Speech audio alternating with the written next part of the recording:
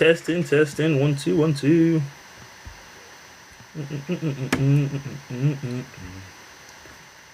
Move like everybody out.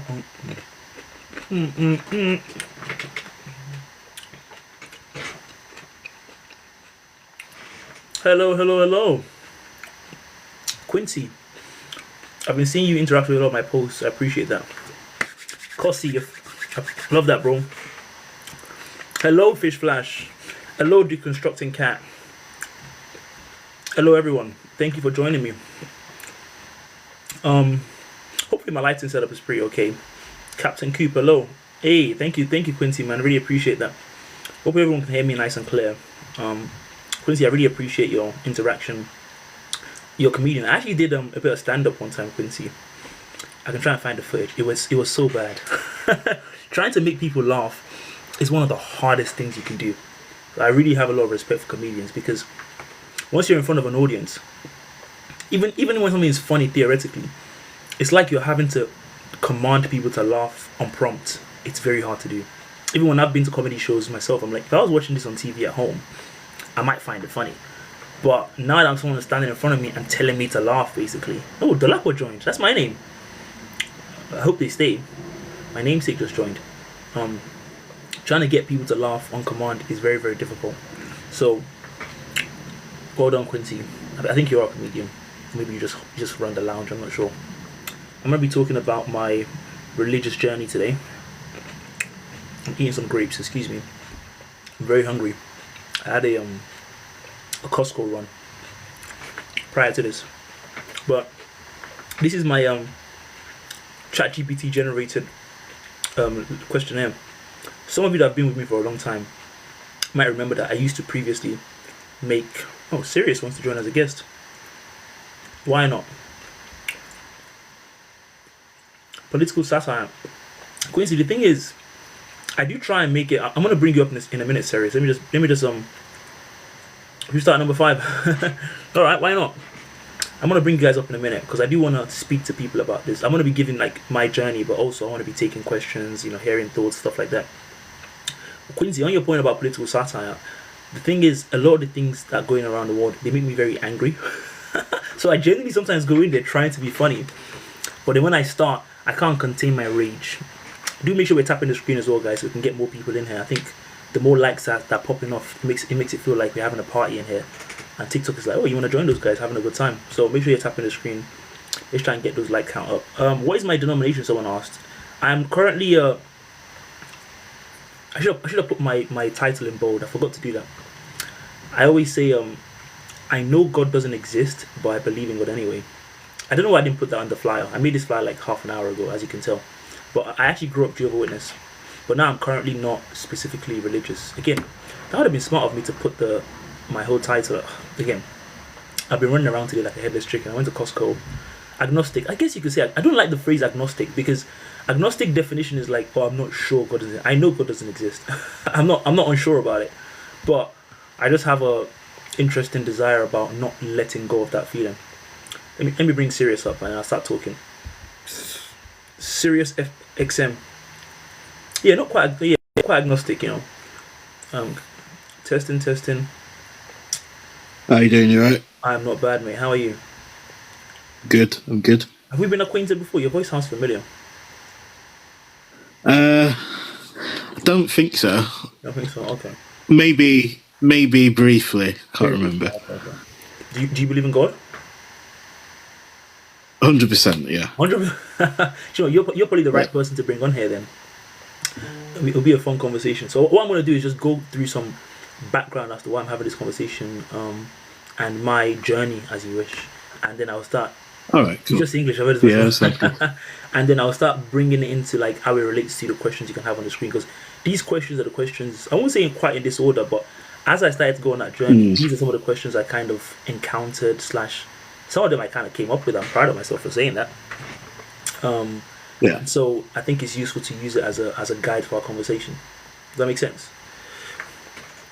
Yeah, no, they're interesting questions, which is why I thought I'll jump on. I love that. And if anyone else is in the audience, crowd, guests, I want to jump on, share their thoughts, please do feel free. But I do warn you. So I consider myself a Christian, but I do hold some very unpopular views, or which people might find unusual.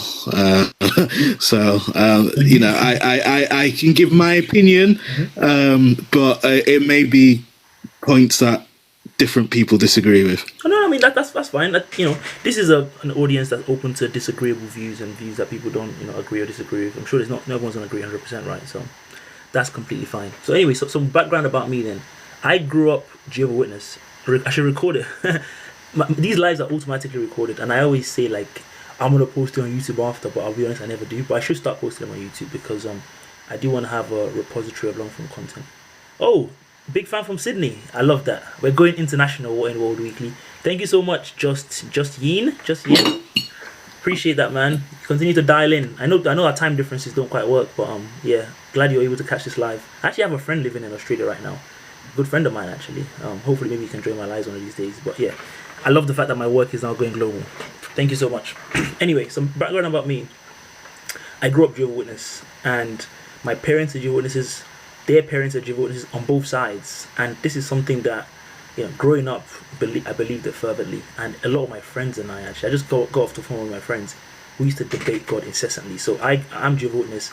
I forgot what denomination he is, but obviously Jehovah's Witnesses have some very specific beliefs around how many people go to heaven, and whether or not hell exists, and obviously birthdays and stuff. You guys might have heard about that. So my friend and I used to debate a lot in an inter-Christianity type of debate around who's right and who's wrong. So this is something that's always been very near and dear to my heart. I guess, generally speaking, because of the nature of what Jehovah's Witnesses do, which is that a big part of being a Jehovah's Witness is, I should actually say JW. Jehovah's Witness is such a mouthy thing to be saying. A big part of what JW people do is evangelizing. And again, all my family now is still Jehovah's Witnesses. My sister, my parents, all of them. And so going door to door, trying to explain to people that God exists because you should believe in God, we want you to believe in God. When I got to maybe around 14, 15, I've been having these debates with my friends way before that. I started to get to a point where I was thinking, if someone came to me, he asked me a question, do I think that specific denomination is a cult? Not really. I don't think they're any more cultish than any other. I think they just have beliefs that, I don't think they're that strict. I think if you believe in God and you take it as seriously as this thing means life or death, then the kind of things they do, there's nothing extreme about it. I don't think. They have just basically regular Christian beliefs, plus they don't celebrate birthdays because Jesus didn't. I'm also happy to answer any Jehovah's Witness specific questions as well, actually, if you guys want, because I grew up in it and I know quite a lot about it. But no, I don't think it's cultish. I don't think it's any more fervent than any other thing, really. It's not that serious. Anyway, going back to my story, if you have any other questions, leave them in the chat. I'll try and answer those as I go through the story. So, growing up JW, when I got to around maybe 14, 15, there was an inflection point where, as I started going door to door, a lot of our publications, and maybe I should have got some pictures of that, they talk about, basically arguments for explaining why God exists. And a lot of them kind of focus on the fact that the universe is beautiful and the world is spectacular, therefore God exists. Now, I fancy myself to be someone who I'd say is quite intelligent. And the question I had was that if I was on the other side of that door and someone was saying to me, the universe is beautiful, therefore God exists, I might feel a bit suspicious about that line of thinking, because it doesn't really seem particularly convincing. Also, very interestingly, at that time, I had a science teacher who was also my form tutor at the time. And he and I would always have these great big debates about believing in God, whether or not you should believe or not. Obviously, I believe, so I was coming at him from that angle. And I actually have a very funny story about one of my friends who's also a Christian. He once said to our teacher, it was like, why don't you believe in Jesus, sir? It was a very funny line. And when he asked that question, my teacher literally said to him, okay, if you wanted me to believe in God right now, how would you convince me to believe in your God over a Muslim one? And I was like, you know what? That's a very fair question. Because I was born into being a Jehovah's Witness. If someone had to try and convince me after the fact, it would be very difficult. And I'm sure a lot of people that are Christian, Muslim, whatever you believe in, that it is really just a game of chance. And so I thought, like, if I could somehow objectively prove that this is the right way over this one, then it would actually give the argument I make when I go to evangelize a lot more strength, because I'll be able to come at it from like, okay, And sorry? Can I just step in? Can I just step in before I forget? Yeah, go on. Sorry. You know your point about like why believe in Jesus over other gods? Mm-hmm. I would argue that all gods exist. And I think that's a very biblical point from, like, if you look at the Old Testament, it never denies the existence of different deities. It just says that Jehovah was the strongest and the biggest one, basically. And it's only in recent history Judaism has become a monotheist religion. In the past, it was monotheist, where they believed that their God was the creator and therefore the God of different gods, but they never said that different deities never existed. Okay, all right. I'll get to that in a minute. Let me just reply to this comment and then continue so I don't lose the thread. Yeah, So no, it's a very Christian thing that, I mean, I to be disagree with honest. that, but we'll get onto that when we start doing the debate portion. Let me just set the table first. Right. Yeah, cool. So someone just asked me about the thoughts on the pivot on blood transfusion. So if you haven't been keeping up with Jehovah's Witness news, I think they've relaxed the policy on refusing blood transfusions. I think Jehovah's Witness is one of their claims to fame, which is why some people just describe it as quite cultish, has been that they don't accept blood transfusions, and their rationale for that has been that the Bible says we shouldn't eat blood, which is why we kill animals in a certain way and bleed them out because blood belongs to God and stuff like that.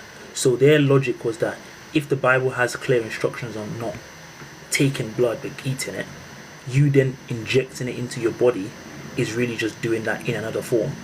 Now, again, a lot of people would argue that's a very strict interpretation of that policy, but one of the interesting things about Jehovah's Witnesses is that technically these things are not rules in the sense of like you can't do it. They do just publish guidance on these things, but if you're a person, you can just choose to not do that. And to my knowledge, they can't disfellowship you, which is what they call like officially removing you.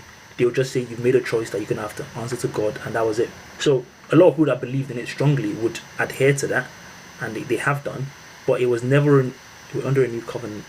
Okay, yeah, it was never a thing that was like strictly like again, it was like a guidance, but you can choose to ignore or not ignore it. So now that they've kind of relaxed that, and I guess they're allowing it, fair enough. I guess that is a progressive step forward, which again kind of calls into question the idea of religion and this kind of Christianity stuff being a rigid truth where it should be, given that it's a fact about the universe. But that's a side note on that question.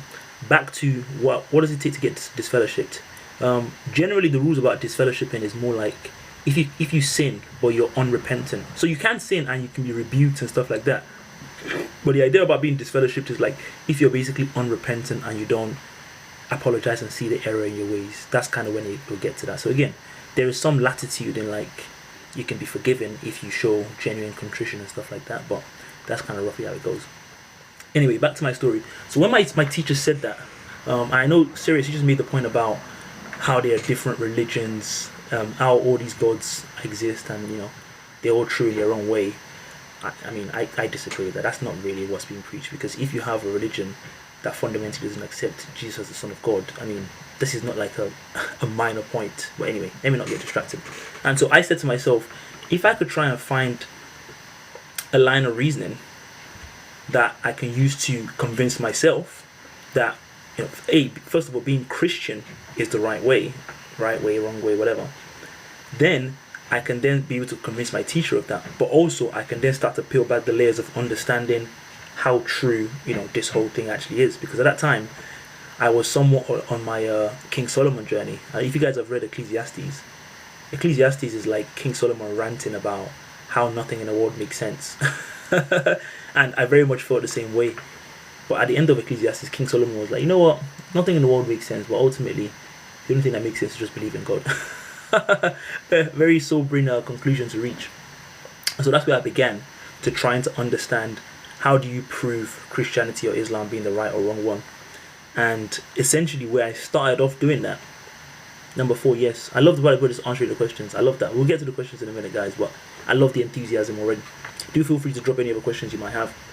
But you know what, maybe at this point I should stop serious and get into your position that all these gods are also kind of right in their own way. Can you expand a bit more on that? You mentioned something about how so what I'm saying is, I don't think they're all right, but essentially let's look at the word God. So historically, the word God all it's meant, all the word God means is a spiritual power. So in English, we associate it with the creator, but historically, you know, there's been a multitude of different spiritual powers which people have worshipped. So what I was saying is, in the Old Testament, it makes clear that there's a true God, as in there's a true creator, but there are definitely other spiritual powers. Like I think it's in Kings, even there was a god called Chemosh, and I think the enemies of the Israelites made a sacrifice, and they were able to defeat the Israelites because of the sacrifice that they made to this god. But I mean, So wait. what I would say, The obvious point we're making now is the true God, right? We're not saying about the yeah, existence of other theoretical gods that might also be powerful in their own way. The point is, like, which is the true God, right? yeah. No, of course. That was a side point, So isn't it? Don't distract us on semantics, serious. yeah. Don't start getting semantic on us. No, of course. The definitions and stuff. I'm joking. But yeah, so what I would, so essentially my point is that obviously different religions have different ideas about this true God. Mm-hmm. So obviously Islam and Christianity is very different. I don't see why they both can't have some sort of truth to it. I mean, no. The reason is obvious, isn't it? The reason is obvious why they both can't have some truth to it. Is it obvious? Or is it just misunderstanding? Nah, it's obvious. There's a fundamental difference, which is that the existence of Jesus as the Son of God is literally the whole point of Christianity. And if you had people that literally don't believe Jesus is the Son of God, that's usually the first thing you need to be saved. So, by definition, Christians believe Muslims are not going to be saved because they don't believe Jesus is the Son of God. You know, we can be kumbaya about it and say, like, well, everyone can get along and stuff like that. Well, they can, but they're two different things. Okay, like they're completely different. Anyway, I know what you're saying, but I'd say it's a different position of viewing the same God, because obviously it's not most Christians, not all Christians, most Christians are Trinitarians. And that's also a big difference. People who follow Islam, Jehovah's Witnesses, for example, people who follow Islam are not Trinitarians. That's a great point. It's So one of the things that my friend and I used to debate, because Jehovah's Witnesses, for example, don't believe in the Trinity. So again, if you're making a position that the Holy Spirit is God, and someone is saying they're not, that's a fundamental difference. Like, this is not like, yeah, we're all believing in the same things. We're really not. We're really not. These are massive differences. I get what you're saying, but to us, there have been massive differences. But when we're talking about God, is it really is it? Yes, I don't think. I think so. I don't think it's a sticking point. Personally, I think so. Yeah, 100%. I think God is bigger than our understanding, and I think, for example, all right, let me just put a point here. Let's say a Muslim that's been raised Muslim all their life, they've never heard the Christian virgin, like they've never heard that Jesus was the Son of God and He saves, etc. I don't believe God being who He is, that when that person dies, they're going to hell. Well, okay, so that gets into an interesting point, isn't it? About that's a very I think it's a very, what's the word I'm looking for? It's just not logical. It doesn't fit with what even the Bible even teaches. You might be making my point. You might be making my point. Yes, it's not logical. Yes, thank you. That's what I'm gonna try and present to you guys. So later on. Anyway. my point is I think it's more about how you live and your connection with God rather than what you believe, because taking Christianity itself and Protestantism itself, there's 22,000 different denominations that believe different things. Again, serious. So it's not serious. You're making my point. All of them can't be 22,000 people that believe the same thing. If a God, the existence of a creator, is meant to be a fact about the universe, I'm going to bring you up in a minute. I think it's Chioma. If the existence of a creator is meant to be an objective reality, yeah, in the same way, like, I don't know, what is an objective reality? Many things in the world, physics, the plants, all that kind of stuff. Then you can't really have a world in which you can say that's compatible with 22,000 different definitions. Yeah, gravity is a fact about the universe, right? If 22,000 different definitions and understandings of gravity was a thing, But there are That might different challenge theories the on fact that it's gravity. fact. So Huh? there are different theories on gravity. So Like actually, what? this is a good point Like what? because Wait. Sorry. What's the theory? What's the theories of because gravity? I don't know from the top of my head, but Right. I How have heard convenient. of scientists How arguing how convenient. different perspectives. Yeah. So Yeah. obviously, the Einstein theory of relativity became the popular view, The pop. but there are different It's theories not out. There popular are different view. theories out there. Oh, But okay. there are people that are like badge scientists that have disagreements on, that either wrong about certain All things, right. So my point We'll is, get to the meaty stuff in a minute. Let me you just can quickly wrap up feel that. the effect of. Sure. No, go on. I'll let you finish. That. So my thinking is, people can feel the effect of God. Yeah, they have this connection with the Creator, and people put their own spin on it. That's because of a veil. I'd say more that's not because God doesn't exist, but because obviously there's a veil and people try to bridge that gap, and the human mind tries to put their own understanding on what they've experienced, which is why people come out with different, religions and different theories and different denominations. But that doesn't negate the fact that there doesn't mean that there can't be something out there that people have connected to. For example, can I just give my background?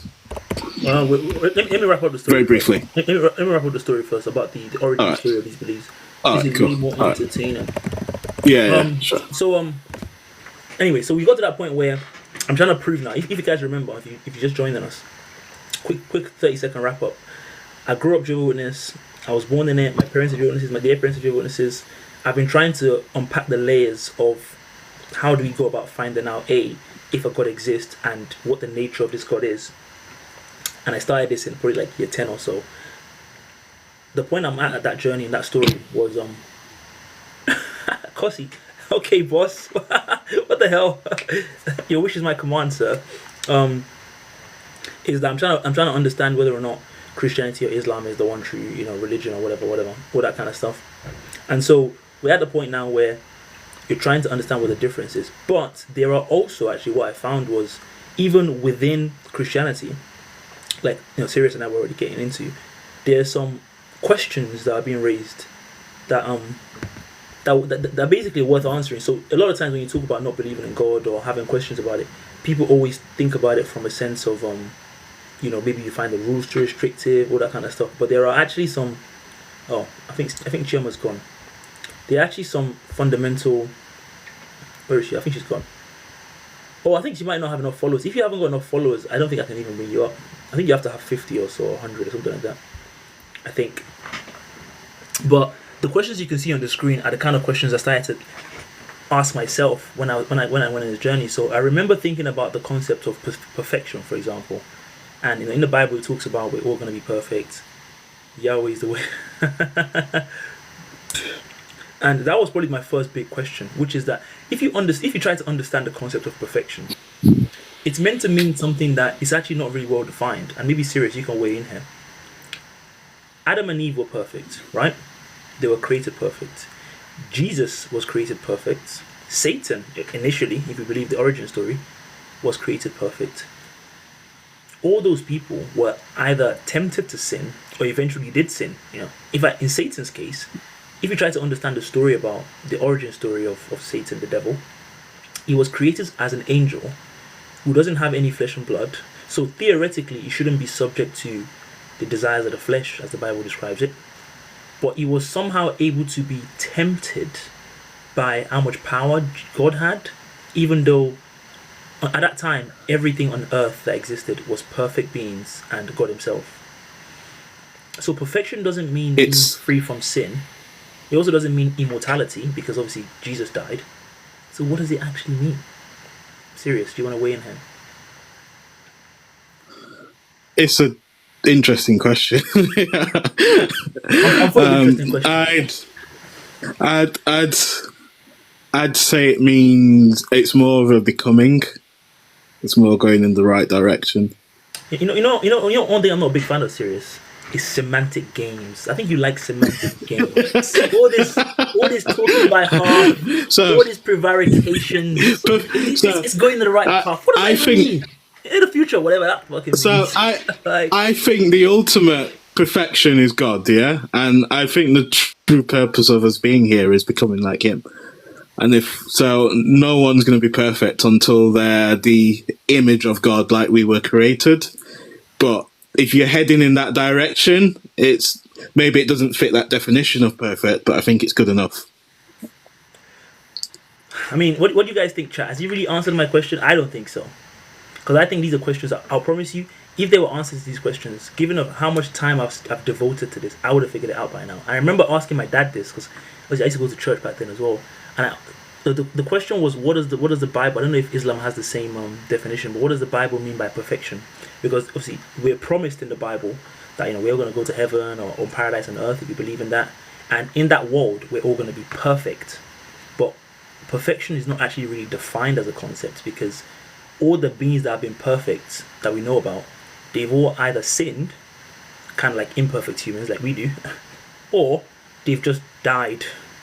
So when they were human like Jesus, he just died. So perfection doesn't actually mean that you're free from sin. It doesn't also mean you're immortal. What does that concept actually mean? That was the question. Oh, it doesn't exist in Islam. Fair enough. I don't have an answer, to be honest. The thing is, if I had an answer to this, it wouldn't be on the screen. Because when I started this journey, and again, some more context about it, I did this to try and prove it to myself so I can be more effective in evangelizing. Because I was like, these are the kind of things I'd love to know, so I can, basically evangelize with more fervor and more confidence. And when I had that question, it just kind of hit me like a light bulb, and I was like, wow, first of all, Adi, you're so smart. But then also, what's the answer? And then it started to become obvious that a lot of people don't have the answers to these kind of questions. Which also then brings us tangentially to question number 3. I know this is meant to be in order somewhat, but ignore the order, because now seriously, if you think about this concept, right? If you go back to the origin, I do have a good answer to this. You have a good answer to this. Okay, let's see. Let's see if it's better than your previous answers. I'm not gonna lie, serious. That's not your previous answers. Let's hope it's better than that. And again, if anyone in the crowd, in the audience, wants to join us and maybe has some answers to my questions or has some more questions, it would be good to get balanced, because obviously Sirius is kind of a one-man gang grind. It's not really going very well for him, I'll be honest. But again, this is not meant to like prove or disprove. Right? I'm just providing context on like my journey and stuff like that. So anyone that resonates with that, you can feel free. It's not meant to be like a debate per se, right? I'm just discussing this with like-minded people and stuff like that.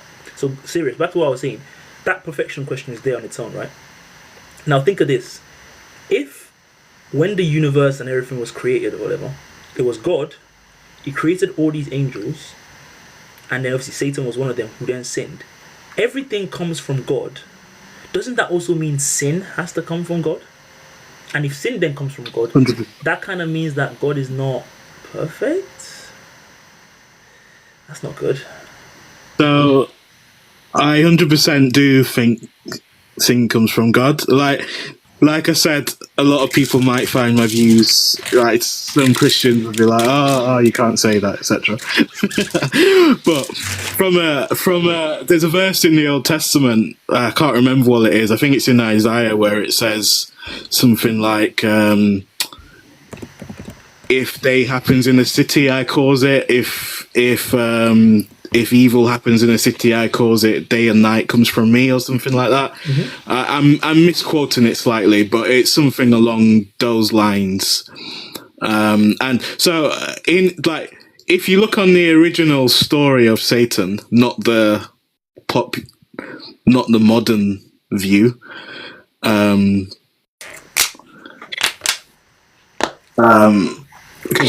The modern view of Satan kind of comes from what's it called? It's from a book called what's it called? Dante's or something like that. Dante's Inferno.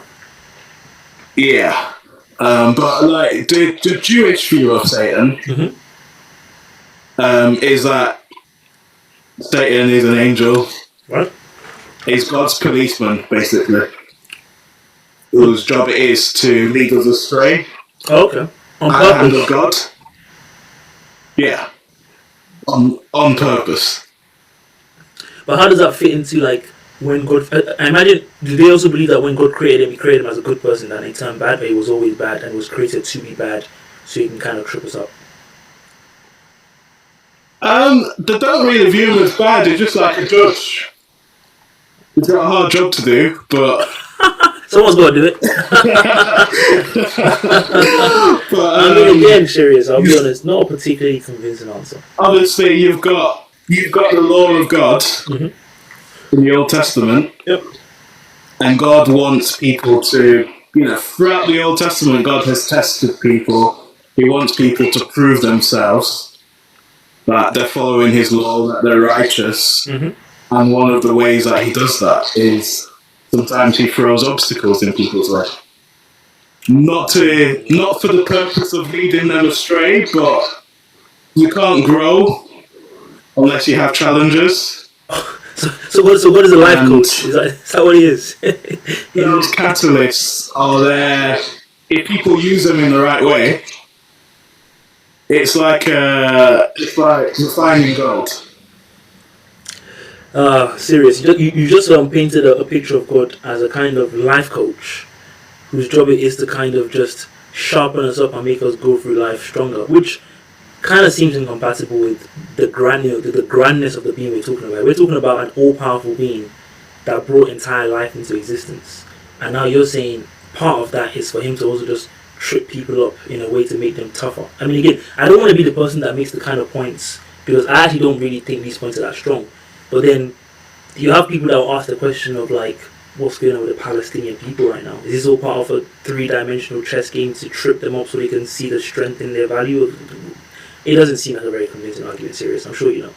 But these kind of points are the things, when you think about the fact that all these things come from Him, and maybe what follows on from that is then a case of, if God is powerful enough to create all of the universe, all of these things, but then He's also, I mean, again, if sin also comes from Him, that actually is a contradiction, right? Because God is not meant to be able to do that. Because if God can then just create stuff like sin, then how do we know He hasn't sinned before? Like you have situations, for example, where God killed 185,000 people in one day. Does he regret that? Does He take it back? Is He apologetic about it? This kind of, puts many chinks in the armor of someone that's meant to be basically beyond reproach. And again, calls into question, so the nature of that. Let me welcome E to the stage. Hello, E. How are you? Hi, AJ. Hi, Sirius. I'm very well, thank you. How are you? I'm very well, actually. It's a good day. That's good to hear. Glad the Lord is keeping you, even if you don't believe in His existence. Oh, no. I didn't say that. I said at the start, I know God doesn't exist, but I believe in God anyway. I still believe in a strange way. But it's complicated, basically. I get you. Anyway. So, to number 3, well, Sirius, I don't know if you and Sirius have finished. Sirius, do you want to say something before she said it, or you can go first? Just one more quick thing. There's an echo? From who? Yeah, I have an echo too. When you were saying that God killed 180,000 people. Yeah, it's me, it's my fault, sorry. Is the echo gone now? Yeah, it's gone. Oh, it's gone. Sorry. My other mic was on. I didn't realize. Yeah, go on, Sirius, quickly. Was that really God, as in the true God, or was it someone else? Because, like I was saying earlier, the Israelites have take the golden calf, for example. They've not just worshipped God; they have gone astray and worshipped other spiritual beings and conflated it with God in the past as well. Like, just for example, there's a verse in the Bible which says, "I never commanded burnt offerings. I never wanted it." But then there's other verses that say, "Offer me this." This bull and this and that. I like the smell of burning flesh, etc. So who are we talking about? Are we talking about the true creator, or are we talking about some lower level being which the Israelites fell into worship? Unfortunately for you, Sirius. But the golden calf is different. Yeah, unfortunately for you, Sirius. The story about God killing 185,000 Assyrians is a story that the Bible mentions with pride. So trying to say, was that really God, is actually, again, that might say a bit about your knowledge of the Bible, no offense. But that's not a story that you can try and attribute to any other being. God is very proud of that story in the Bible. But again, he reveals that if you're suggesting that that's an act of maybe genocide, that embarrasses God. I think but it's now an God is act doing of, it. there's a verse in the Bible which says Satan appears as an angel of light. I don't think it's an But act can you of. bring these Bible verses? Because I don't think a it's an lot of the act of the things that true you've been God who we're saying, talking about. The Bible might mention it as pride, but logically, in Serious. my opinion, that's not the God of that Jesus Christ was preaching. That's something else. That's something else. That's a bit negative. That's kind of Wait, I'm trying to sneaking. share. I'm trying to share my I don't browser think so. screen. Serious. Again, I think I you're think just wrong, mate. You're wrong. That was God. He did it. Anyway, sorry, go on. no, serious. I think when you talk about the Bible, I think it is so important. Like, okay, I'm a Christian, okay, by grown up to it, my whole life, born and raised. I have been a person as well that I have genuinely lost my faith and then came back to Christ through my own knowledge, reading up on theology, even reading up on other religions as well, and even taking part in like these theological debates as well. It can either improve your faith or make you grow as a person or whatever. But I do think that when you are on a position like Sirius, you did say you were a Christian, but if you're going to say you're a Christian, I think it is so important for you to either bring up Bible verses or have something that backs what you're saying, because the way you're talking and what you're saying, it's not like you are saying anything that is necessarily biblical. And I'm not saying that you're not saying anything that's biblical. I'm just saying you're not providing evidence. It's just like, oh yeah, the Bible says this, and then with what he's bringing up with this 185,000 people, you're now trying to question, was this really God, when we know that it was God? So you're trying to now say that it is a different God. I don't Yeah, I go to understood you have. mainstream. I don't go to mainstream churches, so I don't hold mainstream. Yeah, in the beginning you said you don't hold the same views as like most Christians. Yeah. And like most Christians would look at you a bit sideways. You didn't mention anything about churches, and that's fine. Yeah, there's a reason I choose not to participate in these modern churches. And that's absolutely fine, because biblically, we're not the on the church, same page. we, the kingdom of don't Christ, participate. with the church. Churches nowadays is a building of worship.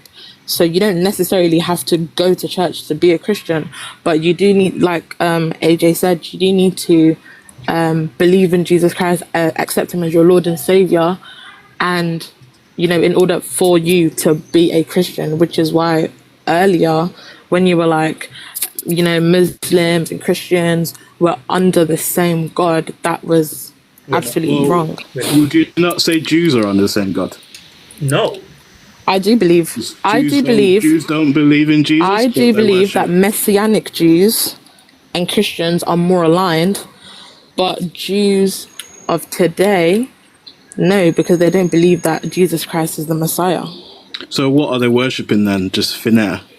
Or I'm not saying they're worshipping thin air. I think what they believe in. Yeah, I'm not a Jew, so I can't answer that question. Anyway, sorry, Right. Guy, I'll let you get. I'll let you get to the meat of your conversation. It seems like you believe in God, right? Absolutely, 100%. I don't say no. And Wait, you thought I was gonna say no? No, as in, someone said no in the chat. I was wondering why they said that. I'll put the questions back up. Show and then hide my display capture. Anyway, was there any specific thing you wanted to get to before I just kind of set the table again? Or? No. I was more interested in like your personal story, like being Jehovah's Witness and things like that, because I personally, not to offend you or anything, but I do think that there are some sects in Christianity that are cults, whether it's like, I 100% believe that like 7-day Adventism, that's a cult, 100%. What's your definition of cult? But I mean, how do you, what makes something cultish and something not? What makes something cult? Oh, like Mormonism as well. Sorry, I forgot to add that in there. Okay, so specifically, I think it's when you start isolating your members for wanting to search something else or have a different opinion, or you're now segregating people. You're now not allowing them to be out in the world or to experience things with other people, or you're telling them you can't speak to other people that are not like you, or if you leave you won't be able to come back, you'll be shunned from your community. I genuinely think those are cults, and there's a reason why once you leave, because they know that their secrets and their truth, you're not allowed to come back. Do you know what I mean? You're not allowed to come back. What do you mean by that? You're not allowed to come back? Well, in some sects like Mormonism, if you leave the Church of Mormon, Yep. your name has to be removed from that book, and then you are essentially shunned. Like, your other Mormon brethren and sisters, like, they are not allowed to communicate with you. You are not allowed to partake in certain things, especially in like Salt Lake City, where it resides heavily. Like, there's a lot of things that you're not allowed to do. Once you leave the church, you're not allowed to be a part of the community. Okay, I mean, to be fair, I don't know much about Mormonism. I can only speak about your witnesses, so I wouldn't really be able to question or challenge about Mormons. In terms of whether or not Jehovah's Witnesses are a cult because of the strictness, I guess the definition you've given there, like I said to you earlier in the chat, I don't think they preach a version of Christianity that is extreme in any way. There are some things that they interpret differently, and I guess generally they have a principle of trying to, as much as possible, associate with more Jehovah's Witnesses, people like them, but they don't stop you from obviously having friends that are not Jehovah's Witnesses and stuff like that. So the idea around if someone is not a Jehovah's Witness anymore and people shunning them and stuff, I think again that's more of a personal choice. Like I'm not Jehovah's Witness anymore. I talk to my parents all the time. Like, they don't not speak to me because of that. I go to church with them when I go home. When I go back to see my parents, I go to church, and when I'm there, obviously I look how I look. I have tattoos, my hair's done. They know like I'm not Jehovah's Witness, and everyone's so nice. Everyone's nice to me. They're like, oh, it's your son. He's been blah blah. No one treats me any differently. Like, obviously I'm not one of them, but like no one treats me any different. They're happy to see me. They love seeing me there. So I would just challenge a little bit that sense of like, it's not really, again, I live it. It's really not that serious. It really isn't. So I would push back a bit on that slightly and say like, yeah, it's not that strict. No, that's fine. But another question I was going to ask, because you said it earlier, but I don't think you saw my comment. You said like you've been thinking about Jehovah's Witness and what it really entails and all these things, like since you were in year 10 and when you had that conversation with the teacher. So how old are you now, if you don't mind me asking? And how old were you, or how long has it been since you kind of left being a Jehovah's Witness? I'm 28 now, and I guess technically I really. You look so young. Oh, sorry. Thank you. Yes, I get that a lot actually. But also, I won't say I left, because technically, for you to be a Jehovah's Witness, you have to be baptized, and I wasn't baptized. Jehovah's Witnesses, they don't get baptized from birth. You get baptized after like you've been able to come to a rational, personal understanding of what it is. Yeah, come to your faith. Exactly. And so yeah. I never got baptized. Me too. So technically, you okay. Jehovah's Witness as well. Wait, no. Like, I think like baby baptisms are more like a Catholic concept. Yeah, so like, exactly. From like Protestants and around there, you do it once you understand Christ and you've come to your faith and things like that. Exactly. So it's probably been about maybe, I think I remember having a conversation year 10, year 11. I think I probably stopped going to church around like year 11, because the more I went, I found that a lot of the things they were saying, I used to find them more and more objectionable. And when I had all those questions, I actually felt a bit bad that I'm going there listening to this and I don't really agree with it. So, yeah, maybe... like a bit hypocritical. Yeah, exactly. Like, I'm being a bit of a fraud. Someone says that I'm really rolling my eyes, and I'm like, bro, come on, this makes no sense. And I don't want to do that, because, again, I have a lot of respect for the people that believe in it. Anyone that believes in God and stuff, I respect that. I think, I'd like to believe in God, oddly. I just couldn't physically bring myself to it, because I had all these questions, and when I couldn't answer them, I just couldn't overcome it. So I think it's definitely something that's more felt than like objective fact. Do you think you would ever go back? because I feel like some people that have questions of faith or doubt of faith and whatsoever, sometimes there's like a seed planted within them that sort of like either will open their eyes and either open their eyes and they'll be like, maybe this isn't for me because the life I live, I want to quote unquote sin in peace. Obviously, I'm not saying you want to sin in peace, but some people. When I say sin in peace, I just mean people are who don't necessarily want to follow the path of God, as in you have to be Christ-like. Some people are more willing to sin without having that guilt of, oh, God is judging me, or my fellow brethren are judging me, and things like that. So Yeah, I mean, for me, the challenge I had was also just the fact that what you said there wasn't really my objection. And I remember sometime where, again, we haven't got to the point of like interaction, for example, like how does God in the spirit realm, if you believe in that, communicate or interact with us in the physical realm, because the spirit realm is outside of the physical realm, but saying outside of the physical realm is a logical contradiction, all these kind of things. So when I remember there was one time where what happens in the Jehovah's Witness situations, like let's say you stop going to church for a while, there will be someone from the church, maybe someone a bit older than you, that will come to your house, just come and try and chat to you, like, what's going on, is everything okay, blah blah. Again, I think it's a nice thing to do, just to make sure, like, if you're actually just going through some personal life troubles, and that means that you're turning away from God, they can just try and put an arm around you, help you out. And this guy came to our house, and I started telling him about all the questions I have, some of the questions you guys can see on the screen here, and he literally looked at me and he was like, yeah, I can't help you. So it was a very honest thing from him. Like, it wasn't a case of like, oh, there's this life I want to live and that's why I want to do it. There were genuine things that, again, when I started this, I wanted to convince myself more because I was enjoying it so much, and I was like, if I can convince myself, again, I can be a more effective preacher or whatever. So I didn't go out there trying to, I guess, disprove anything. I actually wanted to prove, but sometimes I guess it doesn't really matter what you go out there to do. The questions are the questions, and hopefully if we go to, we've already done question 1, right? Serious wasn't able to answer that. I don't think anyone can answer it because no one really knows.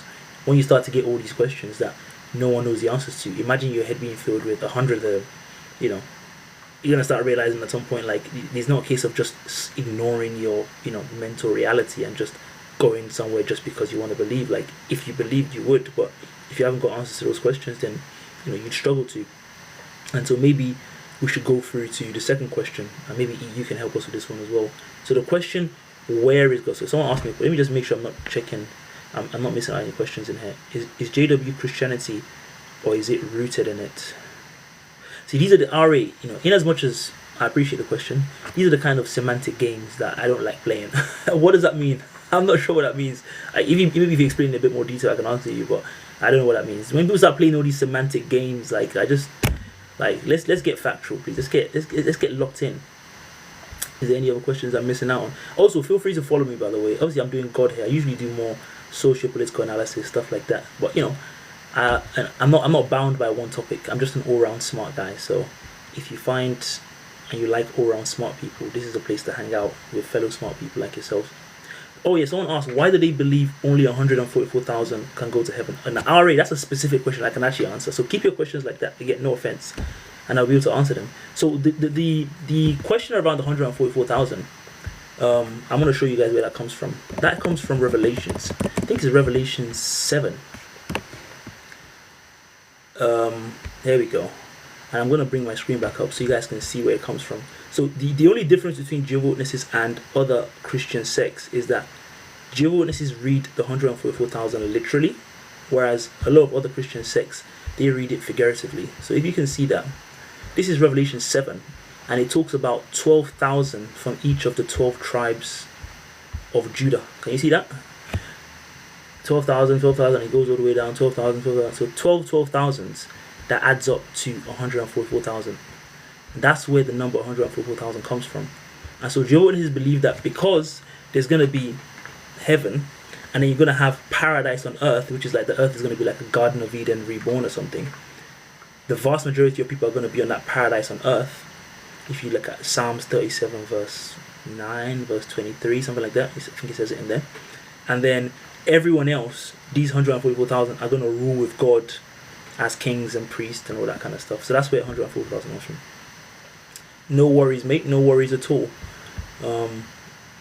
Anyway, back to what I lost my train of thought a little bit. I do want to bring you in once I get to the second question. I was trying to set the table, but also answer the questions at the same time. Someone said last week it was Damien India, this week is God. Do you remember back in the pandemic times where if you're talking to someone on Twitter and you start debating them, they'll be like, you don't have the range. That was the best way to dunk on people back in the day. Just admit you don't have the range. As you can see, the range is not a problem for AJ and What in the World Weekly. We do all that stuff. So back to our second question then. When we start to get to the philosophical objections to a God, again, this is one of many questions, but I think this is a good one to do. If you look at question 2, where is God? So that's a question that if you try to understand from a philosophical point of view, the difference between the physical and the spiritual realm. So humans exist in a universe that's bound by space and time. Now, one of the defining aspects of God is meant to be that he's not bound by space and time. So God exists outside of space and time. Now, that phrase leaves us with some uncomfortable contradictions, because the phrase outside of space and time implies that there is a space outside of space, which is not possible. More importantly, if a being somehow exists outside of space and time, whatever that means, humans are not able to physically comprehend that, because we cannot comprehend of any being that's not bound by space and time, right? Our brains don't work that way. And so that also then means we can't really never understand God. But every time we talk about God, we give God a physical quality, almost like we invented it. So I'll stop there, E, and I want you to weigh in on that line of thinking. What's wrong with my line of thinking there? What do you disagree with what I just said?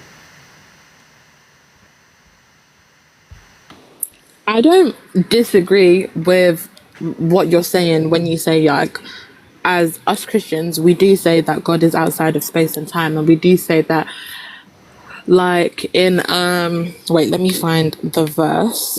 Wait, hold on, let me. I can So the verse bring it is, up if you want. no, don't worry, I got my laptop and my notes in front of me too. Don't worry, But I'm not new to this. That's the show on the screen so people can follow along with your phone, isn't it? No, I'll tell you. Hold on. Okay, all right. Wait, I know exactly what the verse says, but I want to. Yeah, laptop and notebook. We're Hold on. serious here, Cosy, man. We're diving deep. We're the philosophers of yesteryear. Okay, first, I read New King James Version, by the way, So you need to open and that. English Standard Version, if that is easier. So it's 1 Corinthians 2, verses 13. No, 14. 2 verse 14. Yeah. New International Version. Is that good enough? Well, not really. No, thank you. NKJV, if you don't mind. NKJV. Okay. The heavy hitters. Or English Standard Version, like.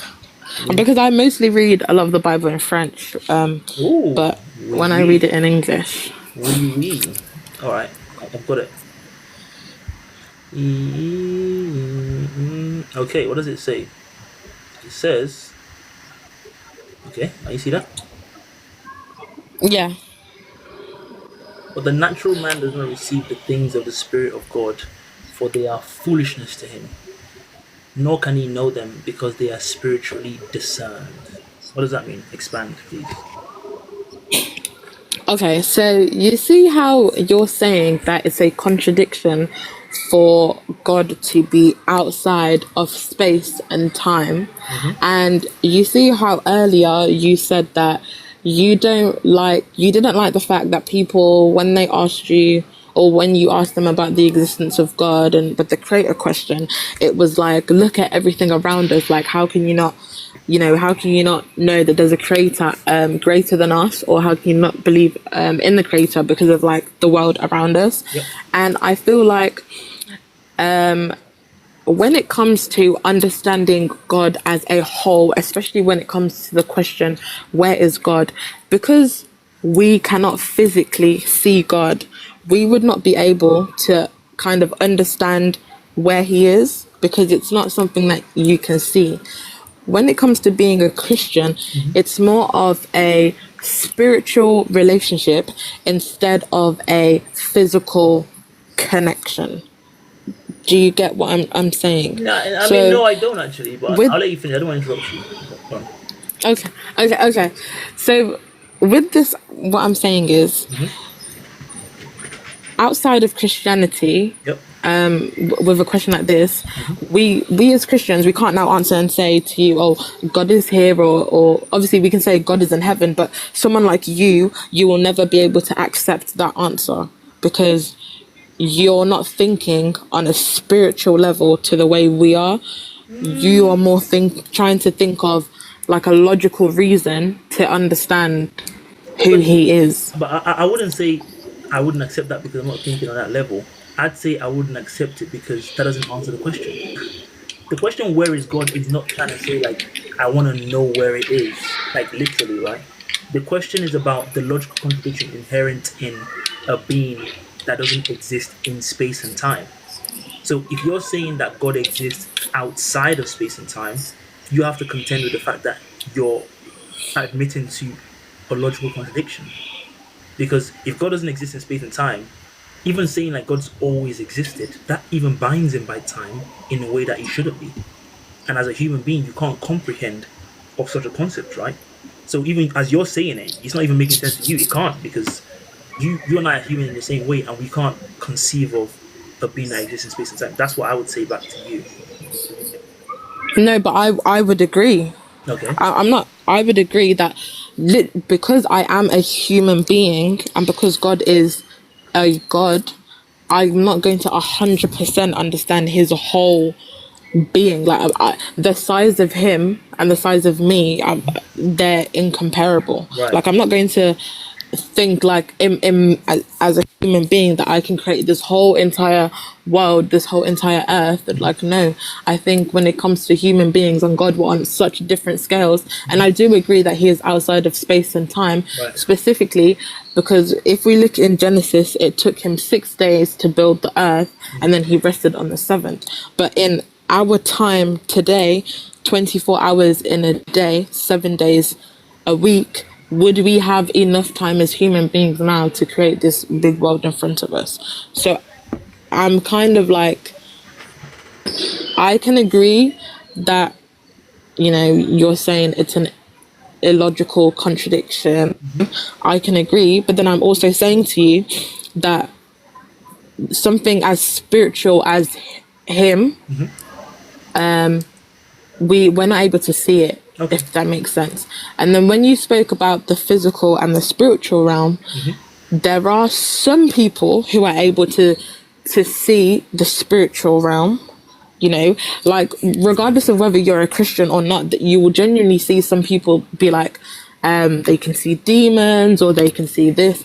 Some people even think that shouldn't be able to, cats though, right? can see demons. I mean, but that's a logical contradiction, right? Because demons don't exist in space and time.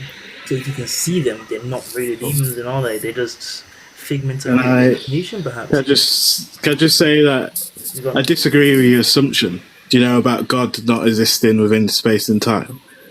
Because if God created space and time, surely he can exist in it. Like throughout the Bible, there's been instances where God has appeared as a physical being, not just Jesus, but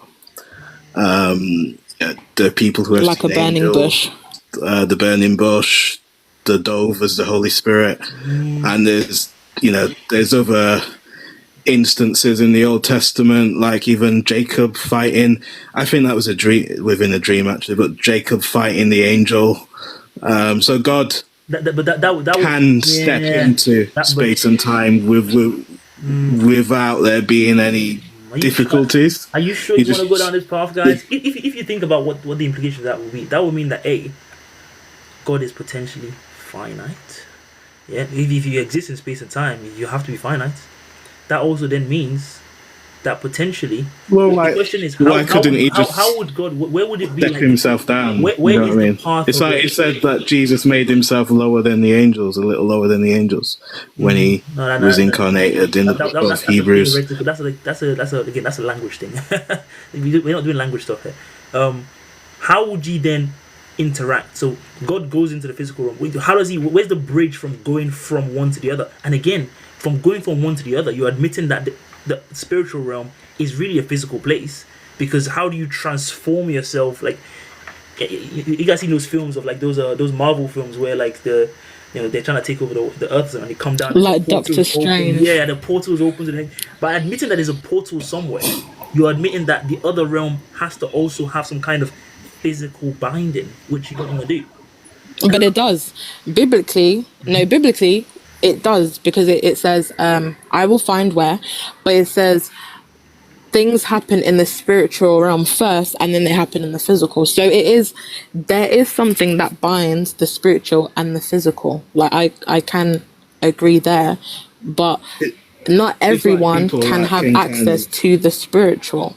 It's not like everyone can see the spiritual. You know, like you get some of these people in certain churches that are spiritual that can see things in dreams, etc.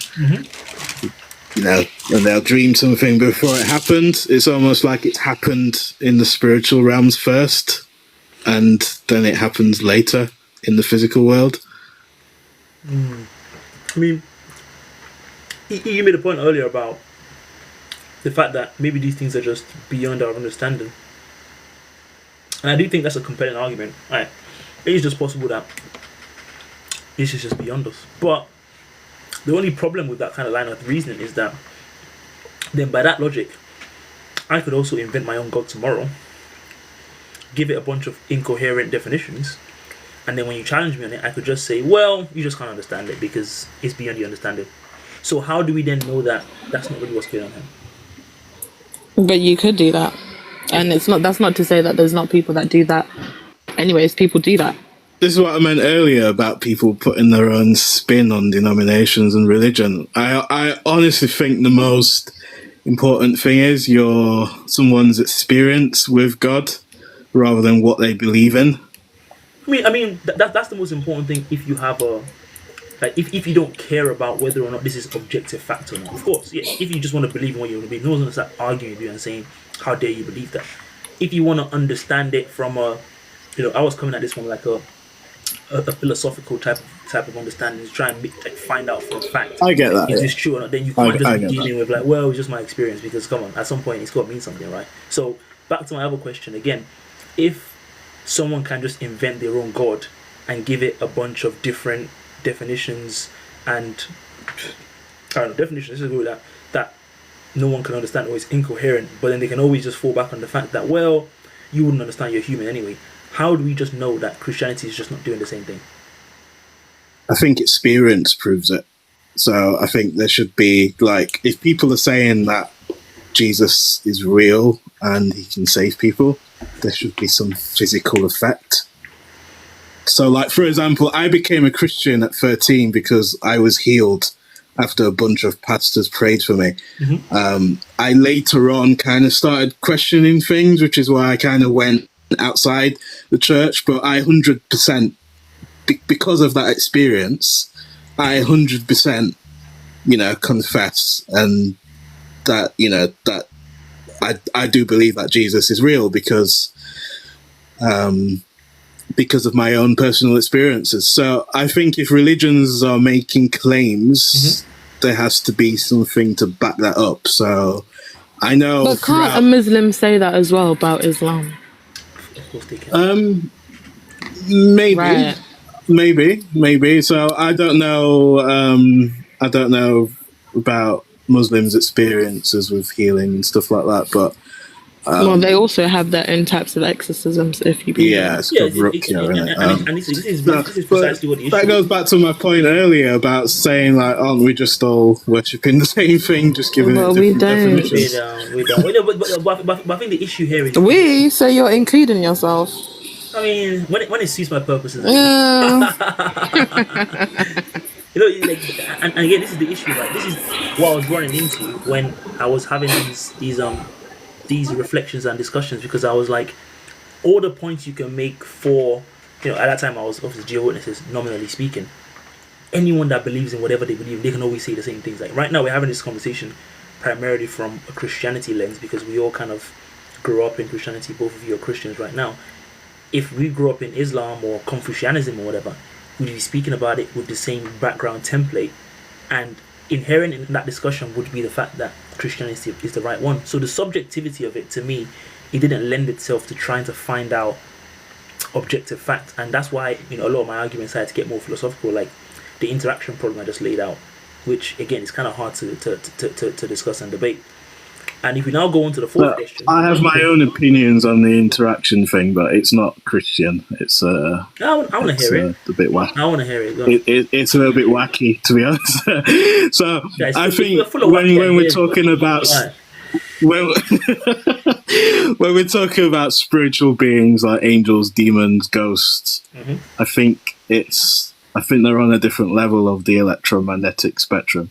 So not on the visible light level, right. but like on the infrared or microwave level or something like that. Like even if you look at ghost hunter equipment and stuff like that, it's all there to just detect like infrared waves and microwaves, etc., which would explain the spirituality of things moving, things being able to pass through walls and, kind of not having the same boundary as visible light. So I think spiritually, I think our spirits are somewhere on the EMF spectrum that's just not on the visible light, and maybe that's how the interaction takes place. Yeah, I mean, someone just brought up a good point, which is that electromagnetism is physical, so it wouldn't explain. Again, the assumptions that these things are like not physical. I guess they kind of have to not be physical, because if they were physical, then it wouldn't really make sense as it being like supernatural in that way. But even things we can't see in the universe, like we can't see the oxygen we breathe, that can still very much be explained within the physical space we exist in, right? So not being able to see them doesn't exactly necessarily prove that there's some kind of supernatural thing. We can still explain that very easily. Now, the fourth question is one that maybe steps outside this a little bit, and the logic for this question is kind of like, suppose God did exist. We don't know what kind of God it was, but suppose a being that was powerful enough to create the world and the universe around us existed, and he did that. Why do we have to worship this being? So imagine a world in which God was powerful enough to create everything, it did what he had to do. Why does it follow on that we have to then say, because you did something that you wanted to do based on your own power for whatever reason we don't even know, we have to then essentially thank you every day for doing that? Why?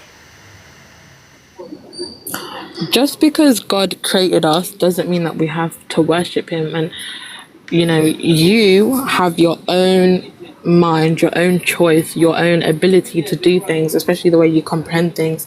And those of us who want to follow God and those of us who want to follow his word, we will. And there's those who, there's Luciferians or there's Satanists. They are well within their right to do that.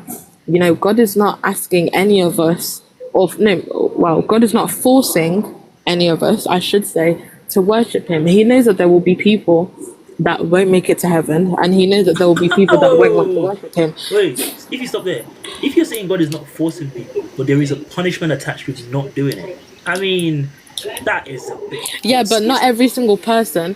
No, because not every single person will have the ability to hear the gospel, and not every single person will have the ability to hear about Jesus Christ or anything like that. Like, for example, look at people... in Congo, there's a tribe, like a pygmy tribe. They literally are in the rainforest. They're so detached from civilization to what we know now. Like, they have no outside contact or nothing to do with anybody else. They're not necessarily going to be having people come and spread the gospel to them, because a lot of the times the sad truth is, like, any outside person, they do unalive those people and eat them because they're cannibalists. But I'm just saying that those people have not had that experience. There are some people who they've been grown up a certain way and have never heard about Christ. We're talking about the people that have heard of it. It doesn't really come on. Those people are fine. We're talking about the people that choose not to. Like, you might, myself, for example, a lot of people. So you, yeah. Would you say that you know the truth though? I mean, that's a whole different conversation. But I don't think really think that's relevant. No, but if you're including yourself, and then earlier you also included yourself into the we.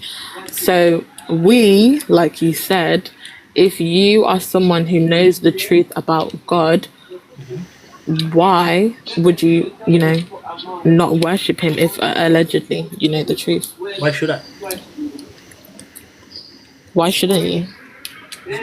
No, If you no, but if you know the truth and you're also including yourself, why would you not? Okay, so Like, you if the see, truth is you that have the free choice I, to not do it, and that's I fine. don't though, do I? You do. I mean, come on. Okay, two things. Okay, so are Two you things. saying that you believe in hell? I mean, I don't know. I don't know. Again, I don't. This is not my religion. It's your religion, right? So I'm saying two things. Maybe the first point about the truth. The truth that everyone in the scenario I've presented, the truth is that a God is powerful enough to create the world. That's the truth. Beyond that, there's now this added thing where it's like we're now required because He's created us to, I don't know, tell Him how great He is and how amazing He is and worship Him. And if we don't, we're gonna end up in hell. But why do I have to worship him? I can just know he created the world. I'm like, okay, fair enough, good on you, you did your thing, but no one asked you. Why does the worship bit follow on from the creation bit? Because of resonance. What does that mean? I mean, it's kind of like it's how you connect with God. It's how you resonate with something. No, why if I don't want to connect? I just want to just be by But myself. I don't think he's connected, or people like him are connected. Because if you were connected, you would be a Christian. Why would I? No, but that's the whole point. He's saying it's resonance. You're not connected to Christ. You're not, well, the creator. You're not connected. If you were connected, you would worship him. You would understand the importance of worshiping him. You wouldn't just look at him like someone, you wouldn't just give him a spud and say, thanks for making me, thanks for making all these trees. You would choose to follow him. Why would I choose to follow him? But you're not connected to him, so you're not choosing to follow him. You guys are not really on. If you were a person that was thankful, Why? What? Thankful for what? So he created. Did I have a choice in being created? I don't think so. What am I thankful for? of course not. What am I thinking? All I can say is, so I occasionally do go to churches just to worship. Yeah, because I find that there's a transfer that happens. There's a spiritual experience which takes place, such as healing, just good things when you engage in that sort of activity. So I would say that's the real purpose of it. I can't explain why this transfer happens, but I just find that whenever I intentionally go to church and I'm genuinely worshiping, there is genuinely like a healing and just a very positive experience that happens. Sound like a pastor, but I think you guys are misunderstanding a little bit the point I'm trying to make. I understand. Serious, what you just said, for example, is a good reason why it could be nice to do that, because there's some nice feelings that you feel when you go and do it. But just to recap again, the general principle of Christianity and I don't know, Islam to an extent, if I understand it properly, is that a God created the world, and because of the power inherent in that, we should worship him. It's just a piece of. And if we don't, what's going to happen at the end is that there's going to be some hell or some punishment for those people that refuse to accept that God. That's the principle. That's the story. My question is, suppose that God was powerful enough to create the world, why does it follow on that we should have to worship him? Like, those two things don't add up. Like, it's not like you created the world, therefore you deserve our thanks. Thank him for what? He did it. No one asked him to do that. Like, that was something he did because he felt powerful enough to do it.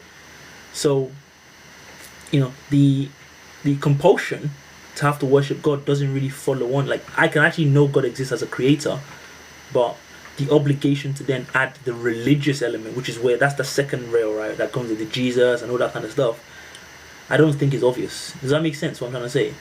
Because you guys keep making a point about me not being connected and stuff like that. That doesn't seem to be quite the point I'm trying to make. Does that make sense? My point before you guys try to answer, or am I tripping?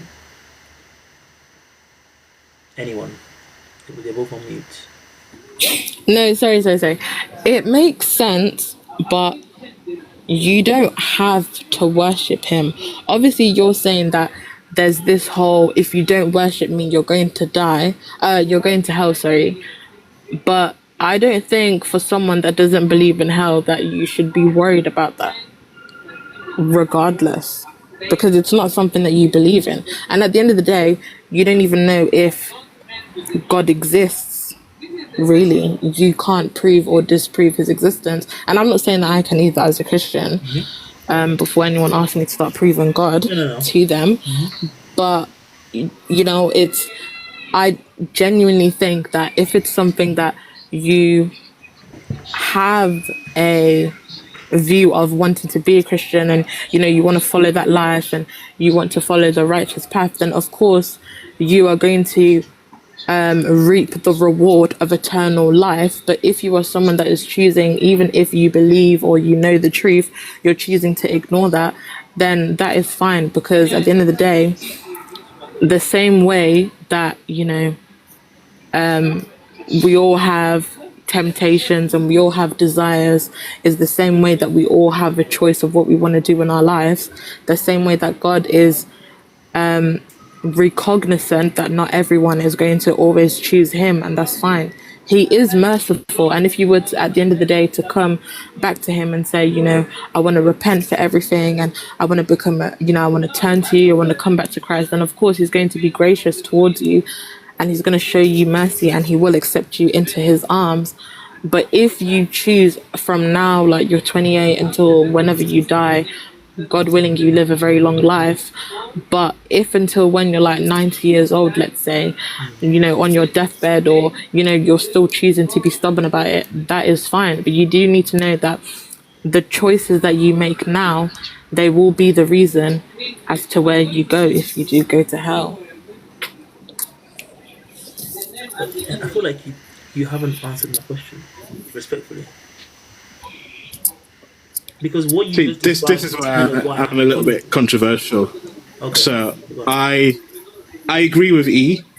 However, I would say, like, you would go not where God is because of punishment, but because of you've not resonated with that. So I think when we're talking about spiritual things, a lot of it is subtle, and I think when you leave this body, you carry on what you associated yourself with. So if you're living a righteous, well, it's not really just righteous, but if you're associating yourself with God, you're thinking those things, you're doing those things, I think that's where you're going to naturally, your spirit's going to just naturally pull towards. But if you've just been like a drunkard all your life, and you just kind of like, I think that's just where your spirit will end up, because that's just what you've resonated with. Not because God's punishing you, but because it's just like attracts like. And I mean, I think if there you've was like just kind of, if there was a you third know what I mean? state, imagine a world like this, right? Imagine something like this. Imagine if God was like, all the people that worship me for whatever reason, and you know accept Jesus and that kind of stuff, they can go to like heaven or paradise or whatever. All the people that don't, they can go to like a special place. That's just like, it's not heaven, it's not hell. It's just like just whatever, just a regular normal place. And then the people that So like that's kind of, they can go to like but hell or something. that's kind of how it is, though. Purgatory. Not in Christianity, because the ideas kind of fell out, but in the Old Testament, like in Jewish beliefs, there were different places for the dead, like Sheol. There was Hades. There was, the definitions were very kind of plain. It wasn't just concept of you go to heaven or you go to hell.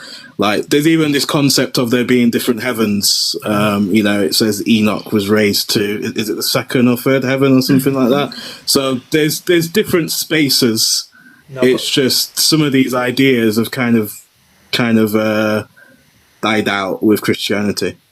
because he said, I think that's the word I'm looking for is not purgatory, guys. I know what the concept of purgatory is, but that still fits within the idea that, again, it follows on that because God is powerful enough to create the world, we have to abide by his moral rules of how we live that world. That doesn't follow on. I think you're just choosing not to, understand the perspective of a Christian, because, like I said to you earlier, the things of the spirit, the natural man cannot discern. So the things that we are saying as Christians, you're not going to necessarily agree with. And that's why you keep having this perception that we don't understand the question that you've posed us, even though you've said it 3 or 4 times, and like you're not really accepting our answers. Because we don't view life, we don't view God, we don't view Christianity the same way you do. You might view it as this something in a box, and then to a Christian, we don't see it as something that's like, something that's necessarily like black and white or something like that. So I think you think we haven't understood, but we have understood your question. When it comes to Christianity, when it comes to God, it's not something that is just easily to explain.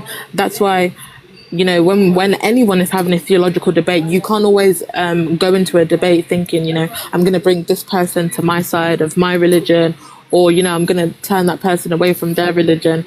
Like, there's never going to be a right or a wrong answer in any theological conversation, because but everyone's though, perspective right? is just different. Yeah, but the whole point about these things is like trying. But there to shouldn't be. Facts. No, there should be. But there should. There shouldn't be, because not every, even twins are not the same. Not every 2 person is the same. But again, that's not the same. So they thing. can't We're not be. talking Everyone's about- perspective is different. No, okay. I mean, again, everyone's perspective is different. It's nice if we're talking about some sociological conversation, but the existence of a God should be an objective reality, and everything that follows on from that should also be objective reality. If someone is now, But if it was an objective reality, we would all be the same religion. Like, if we it was should be, because objective, God we is wouldn't one even God, be right? having this. We wouldn't even be having this conversation. But because you have the free will and the free choice to do whatever it is in the world that you want to do, that is why we're having this conversation.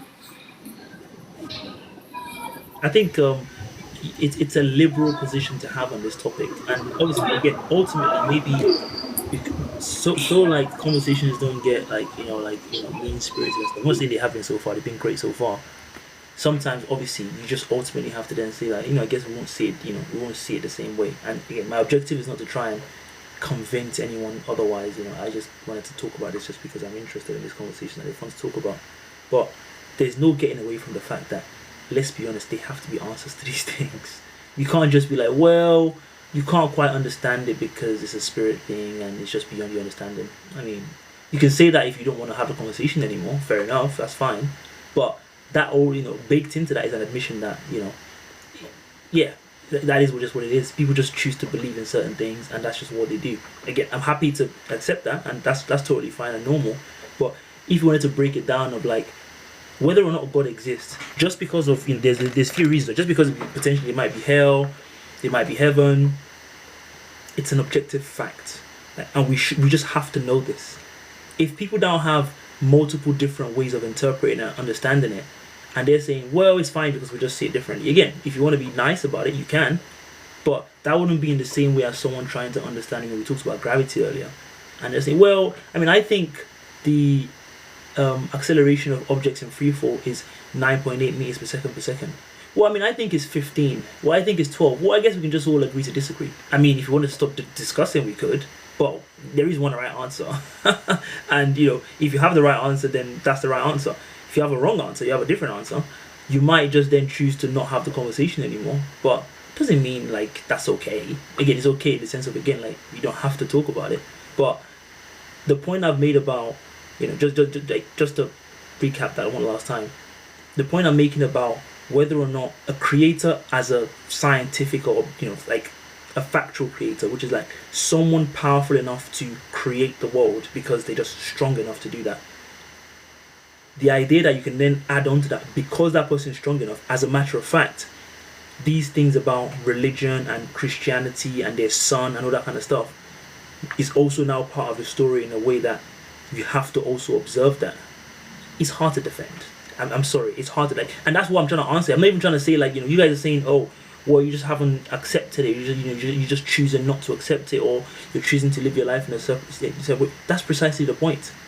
Once you've created these beings, if you believe in the story, as a creator person, just because you're strong enough, adding a whole new element of like, now these people have to believe in your son, for example. What's the correlation between you being able to create the world and then believing in your son? There's no correlation. And of course, you can make the point that maybe, of course, if you believe in God, part of what it means is that you're meant to also be a good person and virtuous and that kind of stuff. And so, if you're someone that's a bad person and you're not virtuous and you're not this and you're a sinner, etc., etc., then there's an argument for those kind of people being punished or not existing anymore in this new cleansed world. I guess I see that argument. But there's also a situation here which means that a lot of people that are also just pretty decent people, just because they don't believe in this origin story, they're gonna be doomed to like eternal damnation. It's a pretty hard thing to sell. Like that's just a fact. Like it's hard to convince someone and say like that's a fair thing to do. Like those people are by and large very nice people. They do their thing. They live their way and like they try to live nice and right. The only difference is that they just don't choose to believe in this script that that apparently we have to believe in, that follows on from someone being powerful enough to create the world. The fact is, those people are going to be punished for not believing in that. And they're going to be punished with, depending on which faction you believe in, eternal damnation. I already gave my answer at the beginning. I don't feel like that's the case. Sorry? I don't feel like that's the case. So I agree with you. I partially agree with you. I don't think these people will be punished. I think, like I said, it's a resonance thing where people end up when they die. Mm-hmm. I think the reasons why these stories are there, I think it's a form of, not control in a bad way, but it's a form of encouragement to get people to just kind of live their lives a slightly better way. Because if there wasn't that and people thought they could do what they want, human nature would just all be running wild. I mean, what you just brought up there also, serious, is also the other aspect of why this is so important.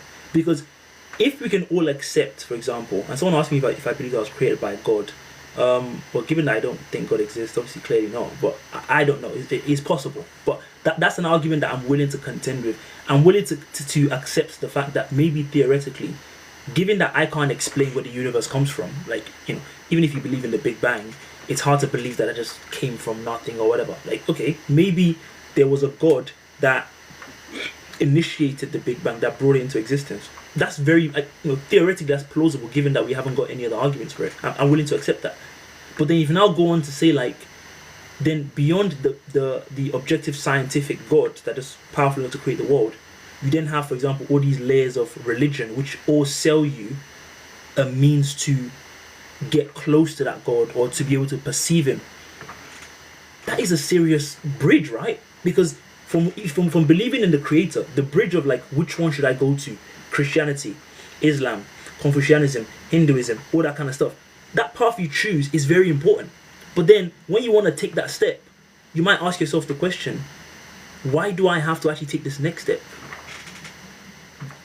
Because those steps are quite important, right? Like we're talking right now about Christianity. They believe in the son of that God that created the world. Islam, the Muslims, don't believe that God has a son. Again, these are massive differences. So just going on to say that, but then if you want to make that choice, it will make sense to ask the question, actually, why do I actually have to make this choice? Why can't I just be okay with the fact that a being created the world and that's the end of it? Because when you start looking at all these stories, it becomes very clear that they were written by people. There's no getting away from that. And that's why these stories are so different. That's why they all have different threads in them. That's why, Islam starts from Ishmael and then he branches I'd say they were written by people, but they were inspired by spiritual things, So they whatever say. you want to call that, the Holy Spirit or angels or whatever. Yeah, so they say. Right, that's the claim, right? But that's a pretty big claim, isn't it? Especially given that, for example, Christians disagree with Muslims. So if the Muslim story is that it starts with Ishmael and it goes off into something that they believe in, again, that's important to that matters, because then someone can make the very fair point that actually maybe I don't want to participate in this game and I'm okay to just stop at the fact that a being created the world. But if the punishment for stopping there is eternal damnation, it just seems hard to find. That's fine, but I think it's fine, but you're going to miss out on the benefits of participation. You know, serious. I'm Nigerian, and as a Nigerian, you're going to miss the benefits. Our president said one time, "I'm hungry, but I can manage my hunger." So it's okay to miss out. I think I'm fine, actually. I'm good over here. Anyway, Kieran, you're on the stage. What's up, man? Or she? Let's find out. Oh, hey, man. I was just reading the statements and obviously hearing what you're saying about Islam. And I thought I might just jump on. Nice. So, are you Muslim? No, I'm Christian. You're Christian. Oh, okay. Oh, E, thank you for joining us, man. I really appreciate it. See you next time. So I was having a conversation just now. Maybe you can help me with this. Very interesting. Yes. E just followed me. That's really nice. Make sure you guys are following me, by the way, if you want to have more of these conversations. I do try and go live every Sunday at 2 p.m. with some riveting topics, such as this one. So, to be fair, last week I was talking about Dami and India, but there was an important thread to that. I promise. If you were there, you might be. You can testify. Okay, Kieran. I don't know when you joined. Did you catch the last few minutes? 2, 3, 4, 5 minutes? Probably last 2 minutes. I caught the part where you were saying how you were talking about Christianity, what we believe, and then you said how Islam believes a certain set of things as well. So which one do we go with, kind of thing? So I kind of wanted to touch on that. No, that was my that was a tangential point. The main point I was making was the point on question number 4 on the screen there, which is around the fact that Wahab just said the United game is on. Who's United playing? Let me check. Does anyone know who United is playing? Liverpool. But who cares about Wahab? It makes no sense. Those two teams have nothing to play for. I swear. No. What do they have to play for? No, they have nothing to play for. Yeah, they're 3rd and 4th. And who's 5th? What's the points for 5th? The 5th is... Oh no. Aston Villa can still get... Aston Villa. But then top 5 is Champions League now, isn't it? Yeah. So what are you watching out for? So Aston Villa's trying to stay up. It's top 5. They're all gonna make Champions League. No one cares. Ugh. Anyway. Wait, Kieran, what are you doing? Why are you grunting like that? Are you okay? Me? What? Who's grunting like that? Is that Kieran? Is that serious? No, I'm not grunting. I think that's serious, mate. No, my mic's on mute. Oh, I'm hearing Kieran, that was you. Did you hear that? Wahab definitely heard that. I probably did it. I probably did it while I was clearing my throat. That's probably it. I hope that's what it is. Go on.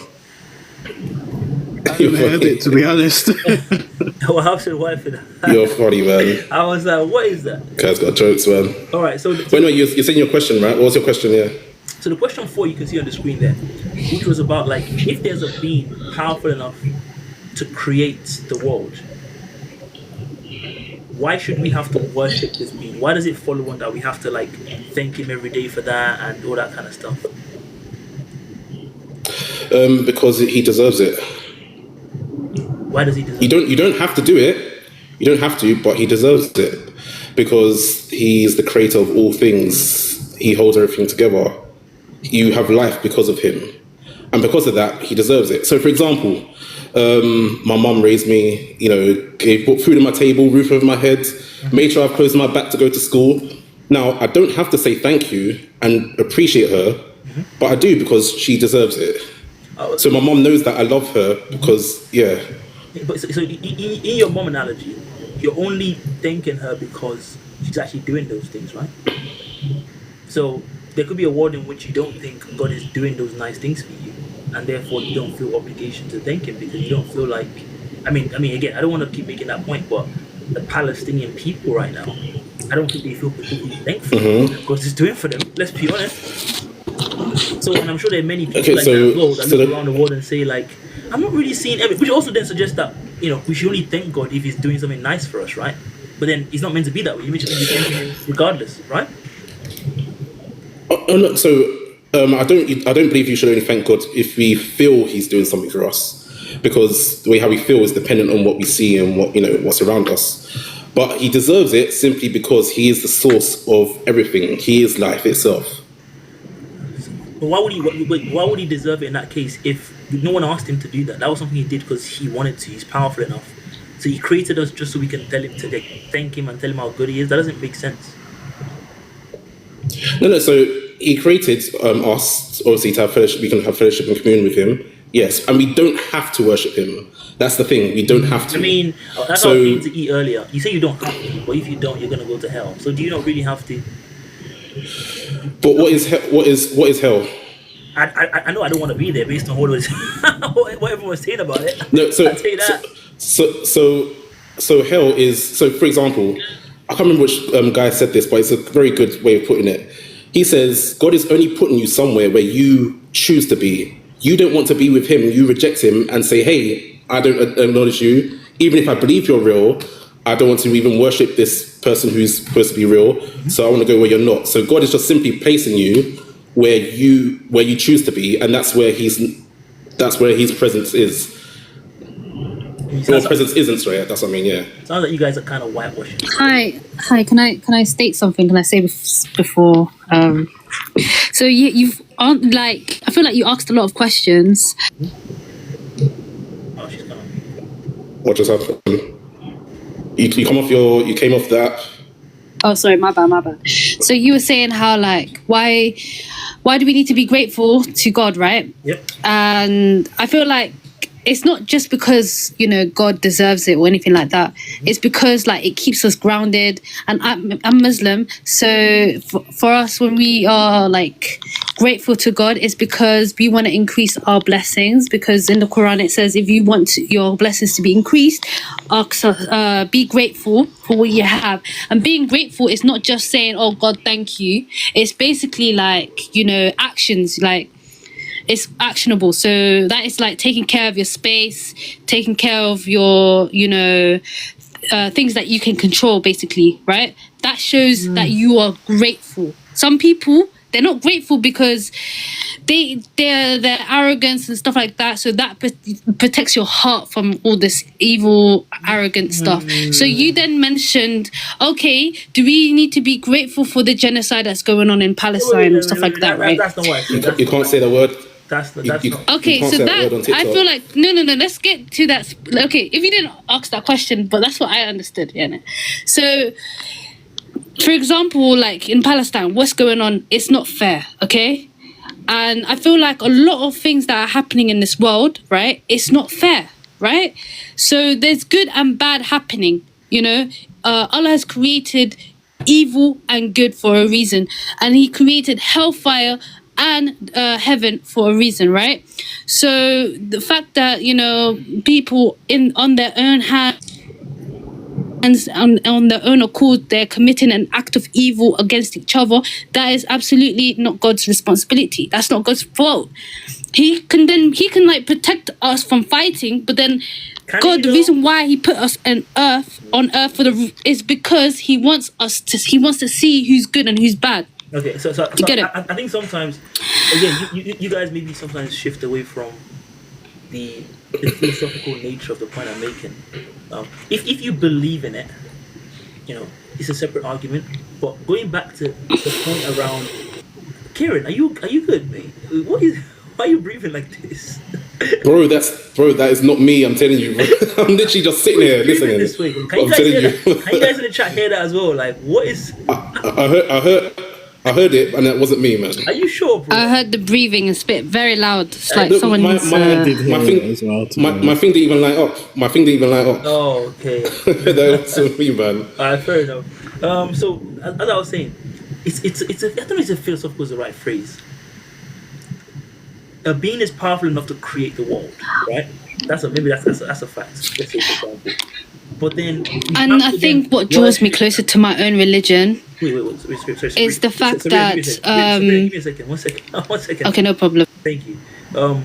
A being is powerful enough to create the world, and then because of that, we have to then worship that. Now, Kira, you brought up a point about maybe that it deserves it, which again, deserves it would be if you just keep it on that philosophical point. That would be like he deserves it because he has the power to create the world. Isn't that kind of what you're saying, Kira?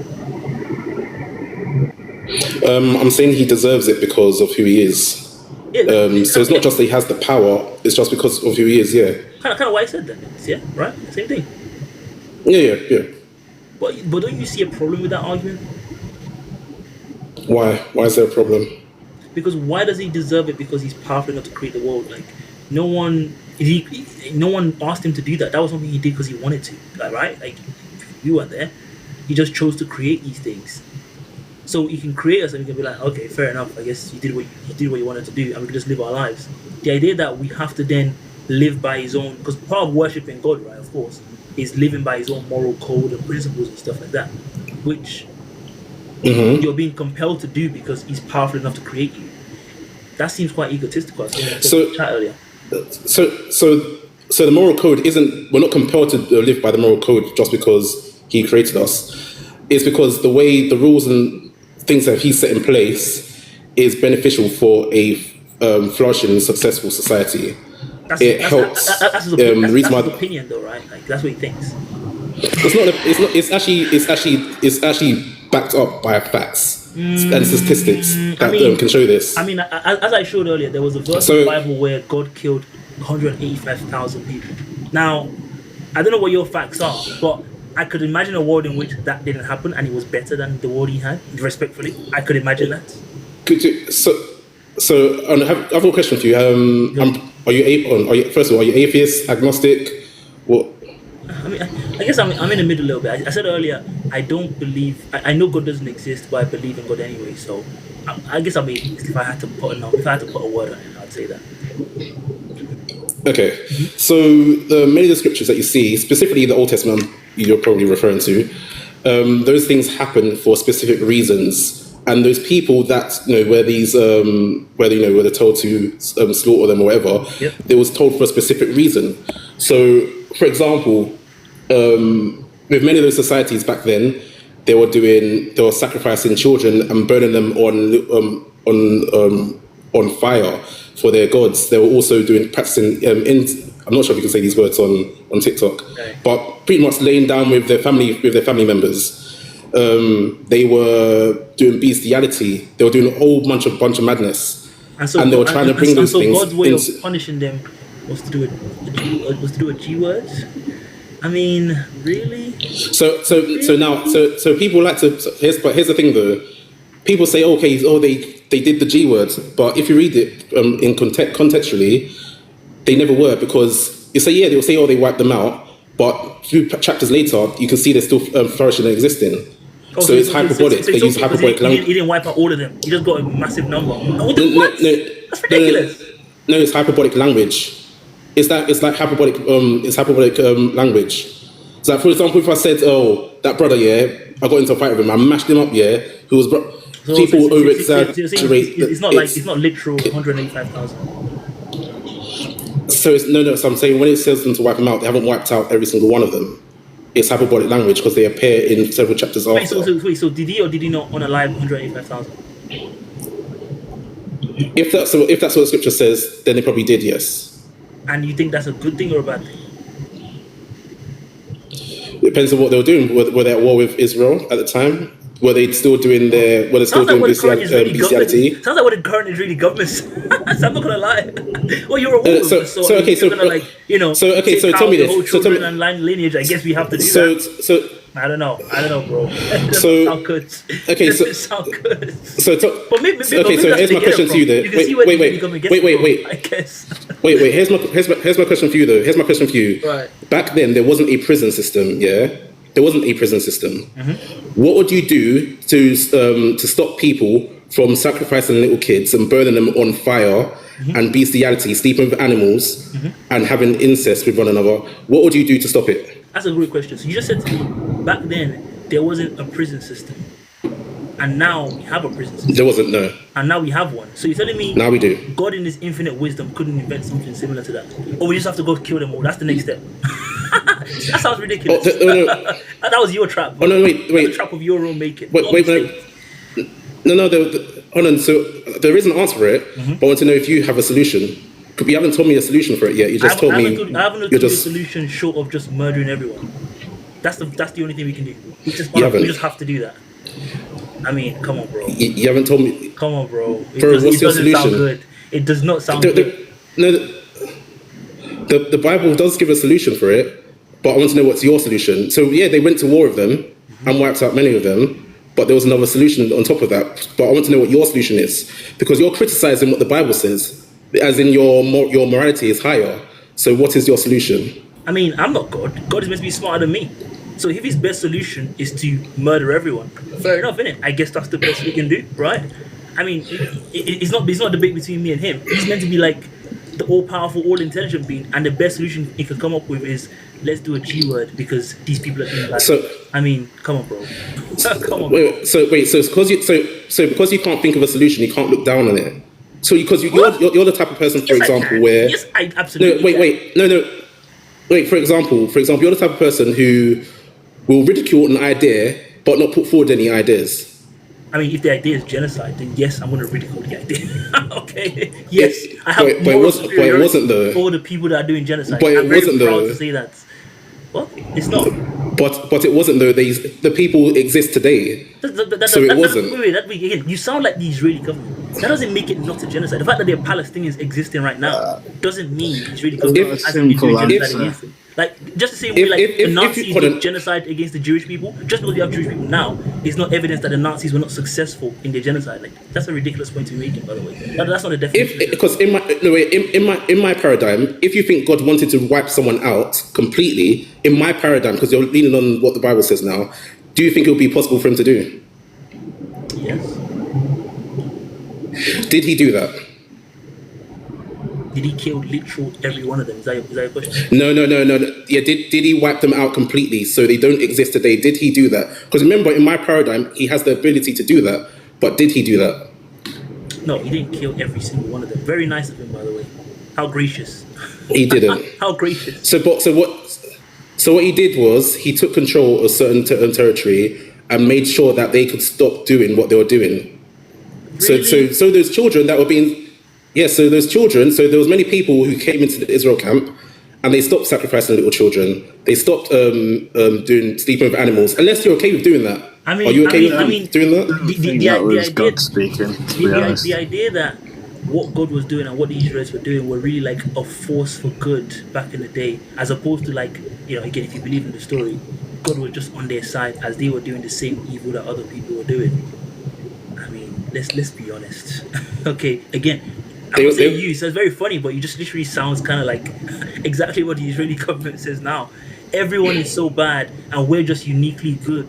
Therefore, the evil we do is not that evil, because if you think about it, we're doing it for a righteous purpose. That's literally the argument. Is that convincing argument to you?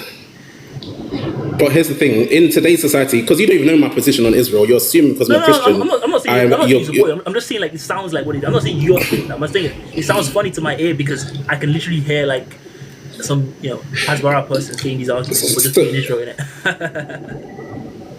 So in Israel today, we have sources of information, so we can see both sides and what it says. Mm-hmm. Okay, right now, you're trying to criticize what happened back then based on the Bible, what the Bible says. So you can only go based off what the Bible says. And if the Bible says that these people are doing something and doing this and that and that and this, you have to accept that, or just say, I don't believe it, I don't really care, and just ignore it. So, for example, the Bible says it. So there isn't a she said, he said kind of situation. It's just the Bible said. I mean, and that's what happened. But sorry, that's the point for me, right? Because we don't have the point of view of the Assyrians. They could just say, like, no, we weren't doing all those things, and that was just a justification for what God did to us. That's my point. That's not your point. But then But then you would have to show me. Why would that have to be? I'm not the Because one trying to prove that a genocide was valid. You are. Not me. No, I'm trying to show you that due to your own, right now you're setting a moral standard, but you haven't set a solution to resolve that moral standard. So, for example, when people say, here's an example. People say to me, "How can a good God create cancer and everything?" And I'm saying, "What makes you think God created cancer? Why do you believe that this thing has come from Him?" When people were doing all sorts of madness for thousands of years. But the solution to stop that madness from these messing up DNA and messing up pretty much the tree of mankind, if you know what I'm trying to say, is to literally cut off that line. But you think your moral high ground is better than God's. No, man, that's not what I'm saying. I think the point of this wider conversation, by the way, for a recap, is that I'm trying to prove to you that if the argument is meant to be that God created the world, therefore it deserves our worship, I'm calling into question a God that is culpable in the G word, and he did it in other parts of the Bible. I'm calling into question that this God deserves. What can I hear myself? Mute yourself, please, guys. I think that's Cyrus, I think. I'm questioning why would I then say this God deserves this worship just as a matter of fact, when I know from even his own word that he's been culpable in incredible acts of violence that to me wouldn't be someone that I'd want to be following. If this person is now saying, follow what I have, you have to follow me or else I'm going to punish you. Can I ask you a question? Sorry, as well. Do you truly believe that you're going to get justice in this life? Whatever she wants. That's so funny. I'm so sorry. This is just a question because, like, I kind of realized that, you keep talking about genocide, this and that, right? I feel like, do you really feel like you're going to get justice in this life if you were wronged? What does that mean, justice? By the government, by an all-powerful person who has a lot of money, and you basically are helpless. You can't really, defend yourself. Do you feel like you have the power to get justice? I don't really understand where that question is going, but can you get justice? Do you feel like if you were wronged in this life, do you feel like you can get justice?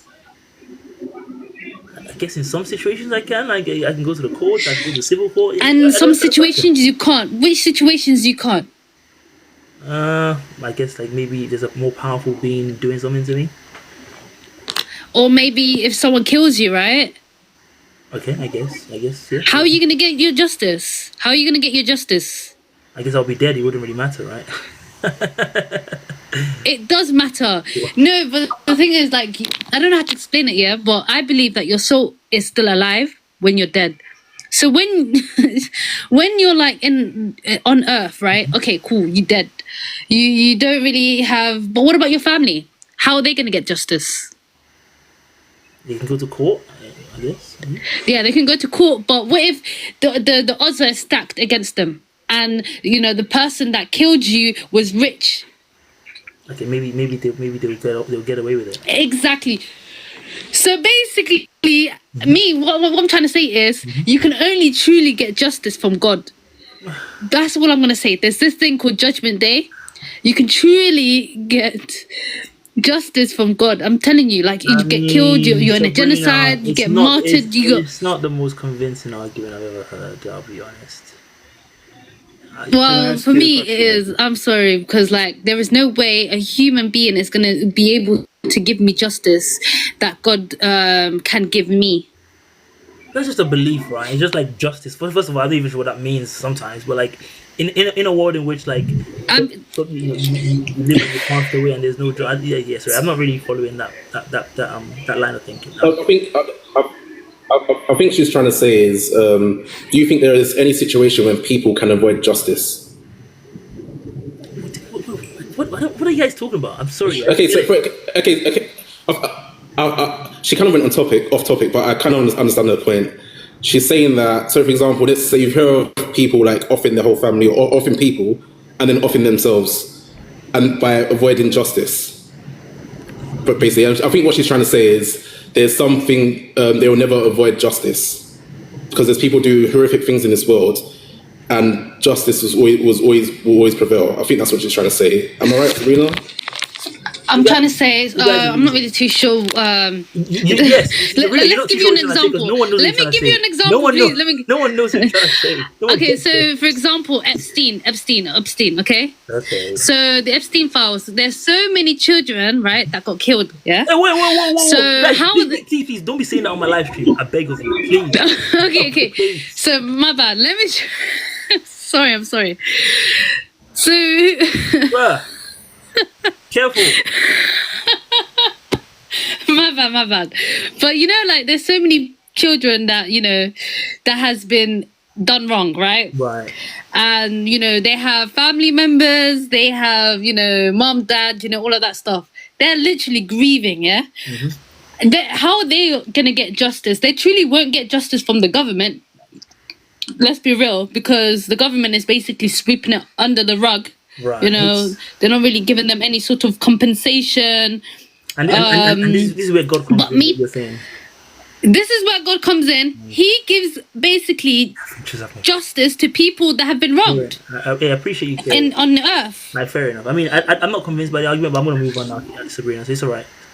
AJ, Aja. Aja. Hi, sorry. I literally came in the live and then got a call. No worries. Are you off the phone now? Yeah, I'm off the phone, but honestly, I was just scrolling through TikTok and I saw that you were on live and I just had to come on here and just quickly give you your flowers. Aww. I love your content. You make me so proud. Aww. I don't think you actually understand, like, it's so easy to kind of like, you know, understand like your perspective on things, and not only like your perspective, but you just putting this information out there for young people. I respect it. And just seeing I'm sorry, I have to go there, but just seeing a young black boy with so much, like, yeah, I just had to give you your flowers because I saw you're on live and the queue wasn't too long. So I said, you know what, I might have a chance to jump on this one. But honestly, I was literally just passing by, and I'm definitely going to send you a DM because there's something I'm working on. And I'm really hoping I can have you as a guest because, yeah, we need more young people like you. And I'm just like, I hope your parents are proud. I'm sure they are. Carry on doing what you're doing. That's so Please nice. Carry on. Don't stop, because it really does go a long way. And I really appreciate your work, man. Honestly. Thank you so much. I didn't pay her to say that. I'm calling you for Prime Minister in 20 years. I'm calling you for Prime Minister in 20 years. We'll see. I'm not even joking. It's possible. That's so nice. Thank you so much. I really appreciate that. I gotta clip this. Yeah. You are so welcome. This is my promo. This is my promo clip. Like, we're putting drips on. And it will go back on these. Everything so that you do, we'll go back on it. Amen, man. Thank you so much. I really appreciate it. You are so welcome, AJ, man. It's good to speak to you, and I'll definitely be in touch. Carry on the good work, bro. Sure. Speak soon. All right, bye. Malika, you want to jump on? I can invite you. I'm gonna have to go now, so no worries, thanks. Bro. That's fine. Yeah. Malika, you're not coming up in the... Oh, do you have enough followers, Malika? Try request. No, you've been on before. Try requests. Let's see if it comes up. No way. I don't like Milka's hair. Fair enough. Yeah, Malika, I can't see you on the things. If you just request, I'll bring you up. I know I was meant to go through my questions. I'm cheesing. I'm actually sweating from how shy I was. That was so nice of her. Is it pronounced Malika? No, I think it's pronounced Malika. I know I was meant to go through these questions in order. Well, I didn't say I was going to. These are just a sample of my questions about this topic. It's meant to be like a recap of my current position on this. And again, I genuinely do keep saying, I know God doesn't exist, but I believe in God anyway. So I haven't really let go of the whole idea around whether or not being this creator exists.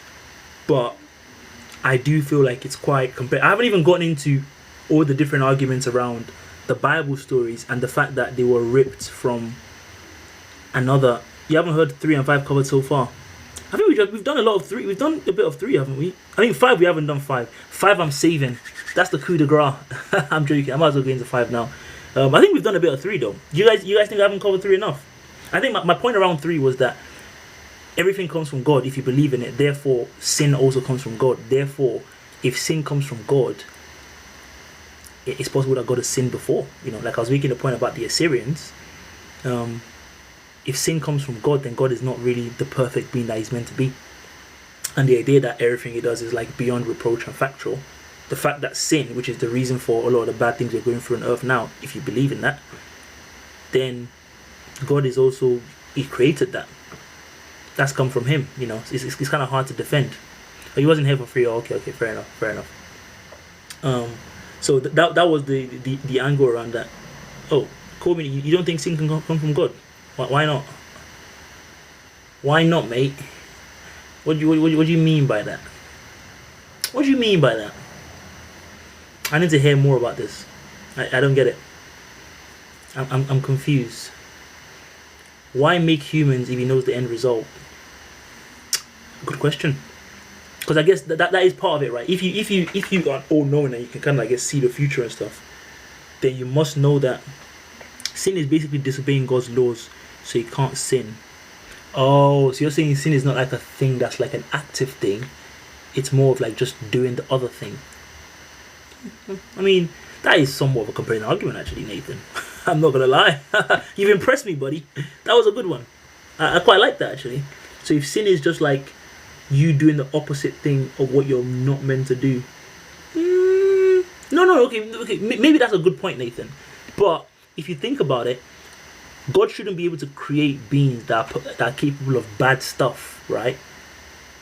Because if everything comes from him and he's literally like incapable of bad stuff, how can you create beings that are capable of bad stuff? That doesn't add up.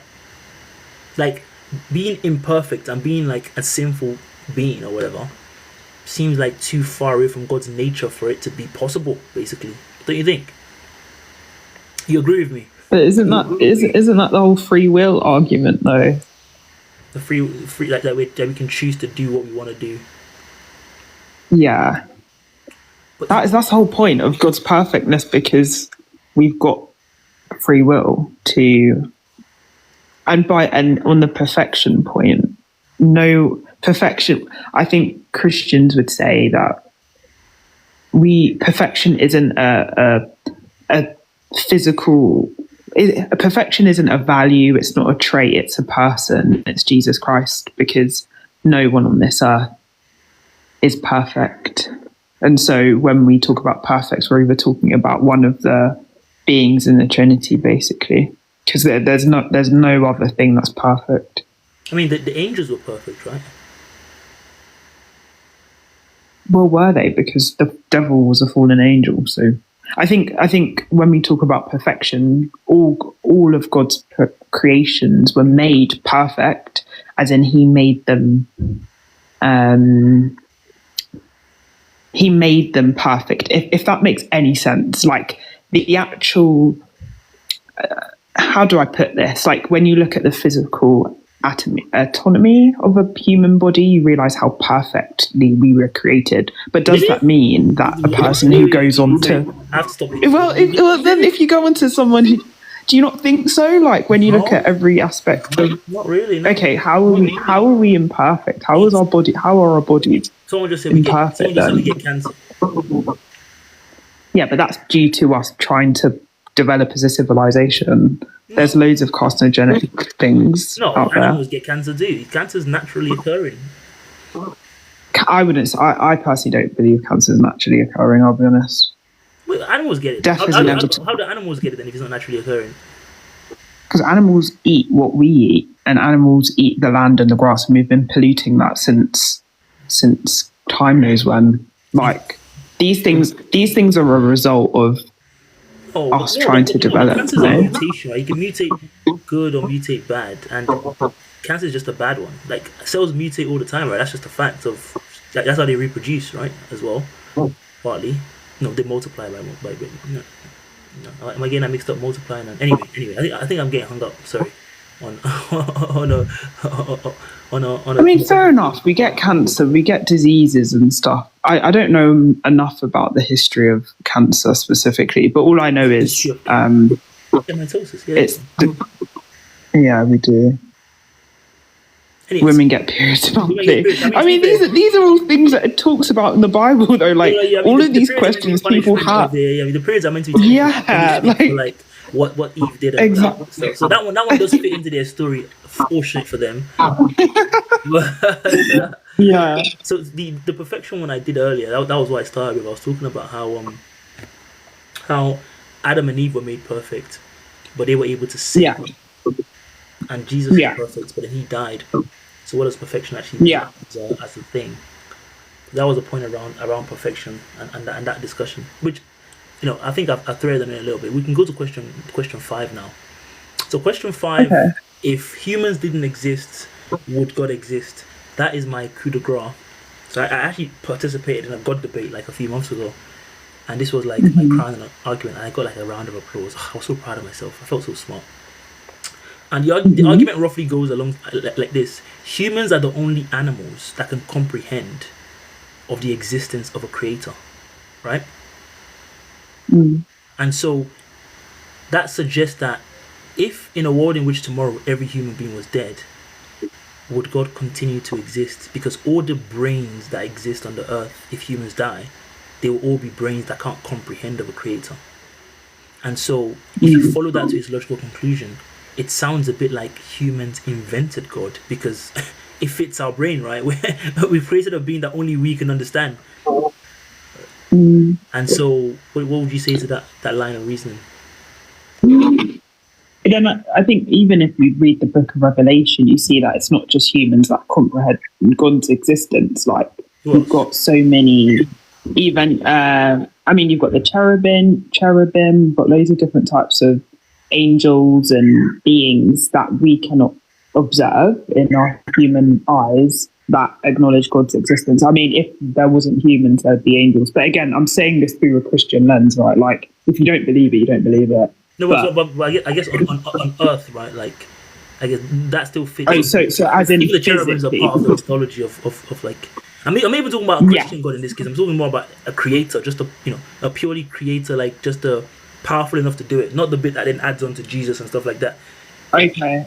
That kind of stuff. Almost like the scientific argument, like you can believe in a scientific like a being created the Big Bang type of stuff, right? Humans are the only ones capable of comprehending that whole thing. And so, is there a problem that that's the case? Because again, it sounds like he was made a myth of our own making for us, for us, by us, that kind of thing. Does that make sense? I hear what you're saying, but so it's funny. I grew up Christian, but I was atheist for most of my teenagehood and early 20s, and then came back to Christ. So I hear what you're saying. Right. But then I feel like surely not, even with the Big Bang theory, if we're going down that, surely. So you're saying that, let's say there was no humans, and let's say there were just animals, that there would be no God, because Big Bang was just luck and it was just chance and everything was just happened to fall into place. I mean, because I think that's something I really struggled with, because I don't understand how that can just occur. Yeah, so I guess the point I'm trying to make there would be like, if you believe in the scientific argument, right? Humans are only like 200,000 years old, at least our latest species version. Right? And then before that, there were other animals like the dinosaurs and stuff like that. Up until humans came into being, no one cared about where they came from. I guess you could also say like they didn't care about gravity and stuff. That didn't mean it's not true, right? Fair enough. That's a good rebuttal, I suppose. But the existence of a God that transcends the physical realm, and even if you want to go further, that adds on to the religion and Jesus and all that kind of stuff, that wasn't a thing that was discussed or thought about until humans started existing. So it's almost like God started existing when humans were smart enough to invent him, maybe. Perhaps. Does that make sense? So Kossi said, no, it does. I'm just processing it. Yeah, take your time. It can be a what's that Big Bang Theory line? The truth can be a sharp, or I forgot. Sheldon dropped a line like that, like a bitter pill or something. I don't know. That's a really funny line. I can't remember now. Kossi says a dolphin may be able to eventually question mortality. That'll be interesting. That'd be a good point, because we actually don't really know how dolphins think, and dolphins are meant to be pretty smart. So could they evolve in enough time to invent their own god? Maybe imagine if dolphins invented their own god, or lions. That'd be awkward, wouldn't it? Would they believe in our own, or would they just make us a completely separate one? Interesting question. Frank White says, "How do you know dinosaurs didn't believe in Jesus Christ of Nazareth?" I mean, for one thing, I don't think Nazareth existed as a place, 100 million years ago. So I'm pretty confident that maybe they called it something different, but I don't think they would know about Jesus Christ of Nazareth. Which interestingly also gets into like the kind of chronology of the Bible. The fact that Adam and Eve only go back like what 6,000 years, 7,000 years, but we know that humans are obviously much older than that, and we know that the universe is a lot older than that. That also makes it a bit uncomfortable, doesn't it? I think, because part of what I used to reflect on when I started trying to understand these questions again within a lens of like trying to understand the Bible more, it struck me as odd that the Bible completely omits a lot of the world. Like the Bible is a story of like the Roman Empire, Persia, Greece, Egypt, that kind of area. Then you have like West Africa, the Chinese, the Indians. They don't really feature in the Bible. This book is meant to encapsulate, the line from God to created us to like, I guess roughly where we are now. But it omits some of the biggest civilizations in the world. Yeah, but it's because it's Abraham.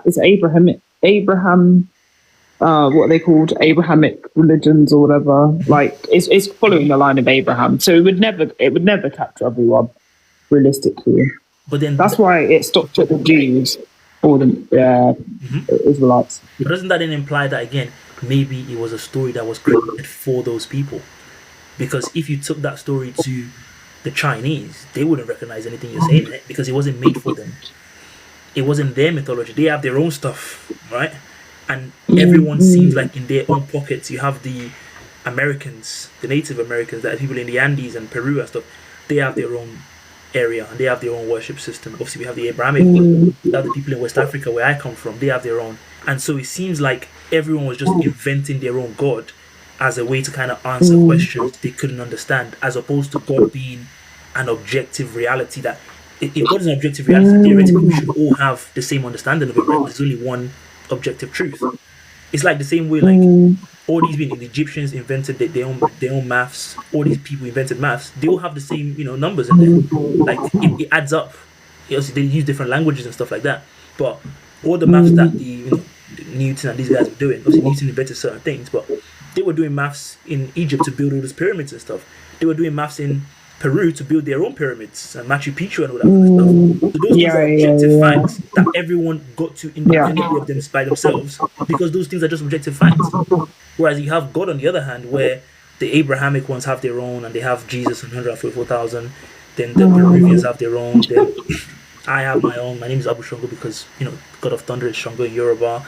There are things like that, which again calls into question the objective nature of this God. And it makes sense that like as you're developing a God, it's just an answer for things you don't understand about the universe. Like back in the day, even when we talk about the Bible, right, we talk about God struck people down, etc., etc. Now we know that people just get diseases like cancer. So we don't say God struck them down. We just say, oh, they got cancer. that wasn't really God. Is that kind of making sense? Yeah, but there were also diseases during that time anyway. But I know what you're basically. I understand your argument. I'm just processing it because I think it is very fair. Yeah, I'm just reading the comments. I'm trying to think how I could respond. Even the words used would not apply to most of the world. Yeah, I mean, I think the words point is also a good thing, right? I don't know if you're trying to make this point, but saying what I'm taking from what you're saying is like the things we used to define God back in the day. Essentially, the definition of God has been shrinking because the more we understand the physical, nature of these things, we don't need to attribute it to a being we don't understand anymore. We can just say like, oh yeah, that can be explained by this kind of physical chain of events. Whereas a few thousand years ago, when we didn't understand gravity or pest, what do you call it, like famine and all these things, we'd say God did it. Now we don't say that anymore because we just know like, oh yeah, famine, a sentence coming up, very nice. What I would say is though, like objectively, sorry, just one point and then I was just going to say, objectively, all religions are based on the metaphysical. They're not based on physical seen things, and so we're arguing something based as humans. We're arguing the reality of something we would never see in the first place. Right. I feel like I think that's the whole debate. Either you believe in something you can't see, or you believe in what you can see. Right. And ultimately, I think there are completely logical conclusions that lead to both. Like completely logical conclusions. I feel like there are some people who go through an experience, and I mean, not to give a testimony, but I will give a testimony.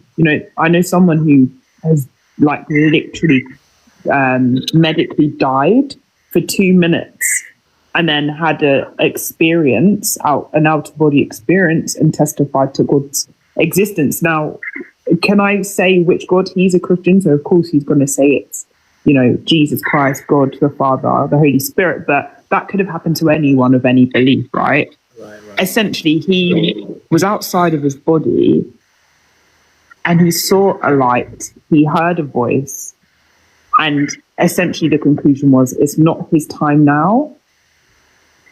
And so he went back into his body. So he walked away from the light.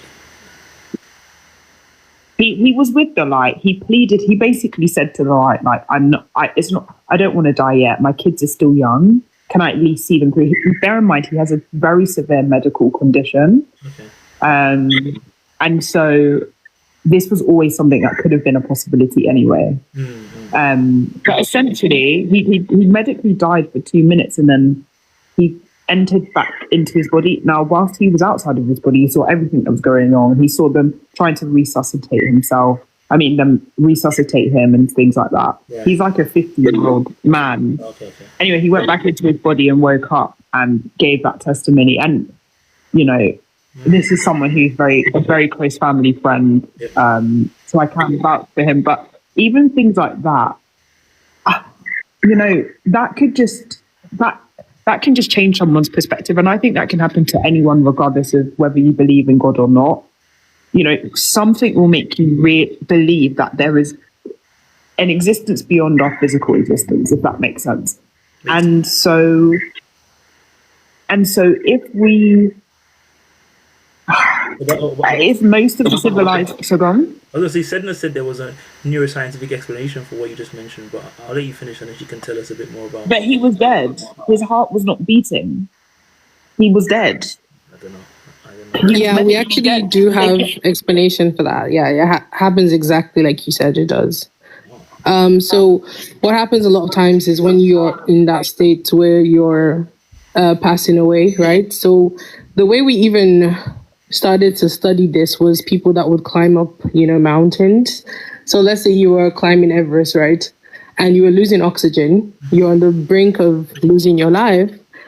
We found out that there's this thing that happens a lot where people would actually imagine that somebody came and was to tell them, get up, keep climbing, right? It would be like a third person. It could even be someone they've never seen before. And they would get up and they would say, hey, actually, while I was climbing, somebody came and helped me and told me to get up and breathe and try my best. And there was no one there. The brain made it up because it is easier for you to actually keep going if you felt like somebody was there to tell you to keep going. So they would actually have, I think it's called what's it called? I forgot. There's something effect that it's called. And people experience this in every, let me look for the name, I'll put it in the comments. And people experience this in every facet of their, close to, sorry, I can't use the word, I think the unaliving, I guess, because you can't use the B word, unaliving experience. It actually happens to them where they see something that comforts them, especially if you already have a pre-existing belief, like maybe even if you don't believe it, but you've grown up around it, where, for example, I had a colleague, right? She had a heart issue, And she said she wasn't even Christian, but she grew up obviously in the UK and she's heard about Christianity and everything. She ended up saying that she saw like Jesus telling her to come back to life, as she had like essentially like just like your family member, she was gone for a bit, and she saw Jesus like or what image she has telling her to come back, like you gotta keep living. And again, this is not something that is in isolation. We have looked at these things. It is your brain trying to comfort you. At that moment, your brain is looking for anything that can make you want to keep living again.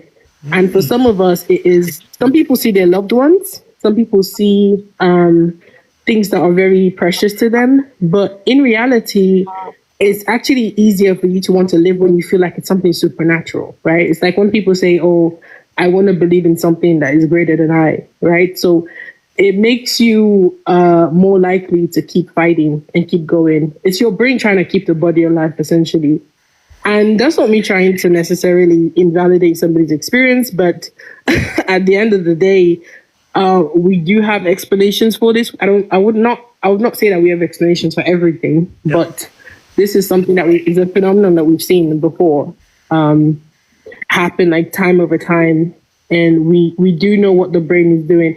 It's the same way that so I'm in the mental health space, so I deal with people that have that deal with any kind of mental struggles or anything like that. Sorry, I'm trying to be careful with my word TikTok, but within that space, you realize that the brain does make up a lot of things to help you cope with life. And that isn't necessarily a bad thing. I think it's actually one of the ways that we can stay alive, right? Longer than we might, if it didn't do that, we would probably stay alive a lot shorter. But, did you find the study? I think I found some studies about end of life dreams and visions. It's like a thing that they studied quite a bit. I know you guys probably can't read that properly. Yeah. But the one, I'm going to look for the one where you're like climbing the mountain and you're losing oxygen. I forgot what it's called. It's called like the third man effect or something like that, where your brain actually makes it seem like a passerby is helping you. Like, I'm forgetting what it is. Let me look for it. One sec. Oh, there we go. The third man factor. Yeah, I think that might be it. Shackleton. Is it? Should I check this Wikipedia stuff? I don't know. You guys don't. Let me look it up so I get the right term. Third man syndrome. I think that's what it is. Third man syndrome, reverse perceived unseen experience. Thank you. Yeah. Provides comfort during the trauma. Yeah, but mountain climate. Yep, that's it. Okay. Interesting. Very, very fascinating stuff. Anyway, not to get too derailed from what we're saying. Sedna, do you have any thoughts on the meat of the conversation so far in terms of believing in God? Any of the questions? Yeah, I think I saw some of your questions. I think the one that really stuck, because I'm an agnostic atheist, so I think agnostic atheist. Yeah, because they answer two different questions. Wow. They answer two different questions, right? So obviously, atheism is I'm not convinced of the existence of a god or a deity, and agnosticism is I don't believe we have enough knowledge. Regardless. Okay. So yeah, I'm an agnostic atheist. So when you talk about the perfection, and also I also became this way because I actually studied theology, right? So I've studied psychology, theology, and philosophy, which is like I'm just a humanitarian nerd essentially. Yeah, I have a lot of interest in that. And so when the Bible talks about perfection, again, my arguments tend to be a bit more balanced because I do have a lot of empathy for Christians because I was a dedicated one. So a lot of times when perfection is mentioned in the Bible, it's more about your alliance with God, right? So it's less about being flawless and more about being in complete devotion to God, right? So I guess a Christian could make an argument that Adam and Eve were in complete devotion to God before they fell. So I think my question around that one, and just I didn't hear when I said it, it was more to do with what the characteristics of perfection were. So I kind of thought like... Yeah, that's what I'm saying. And biblically, it's just being perfectly aligned with God, right? In the sense of if you're like...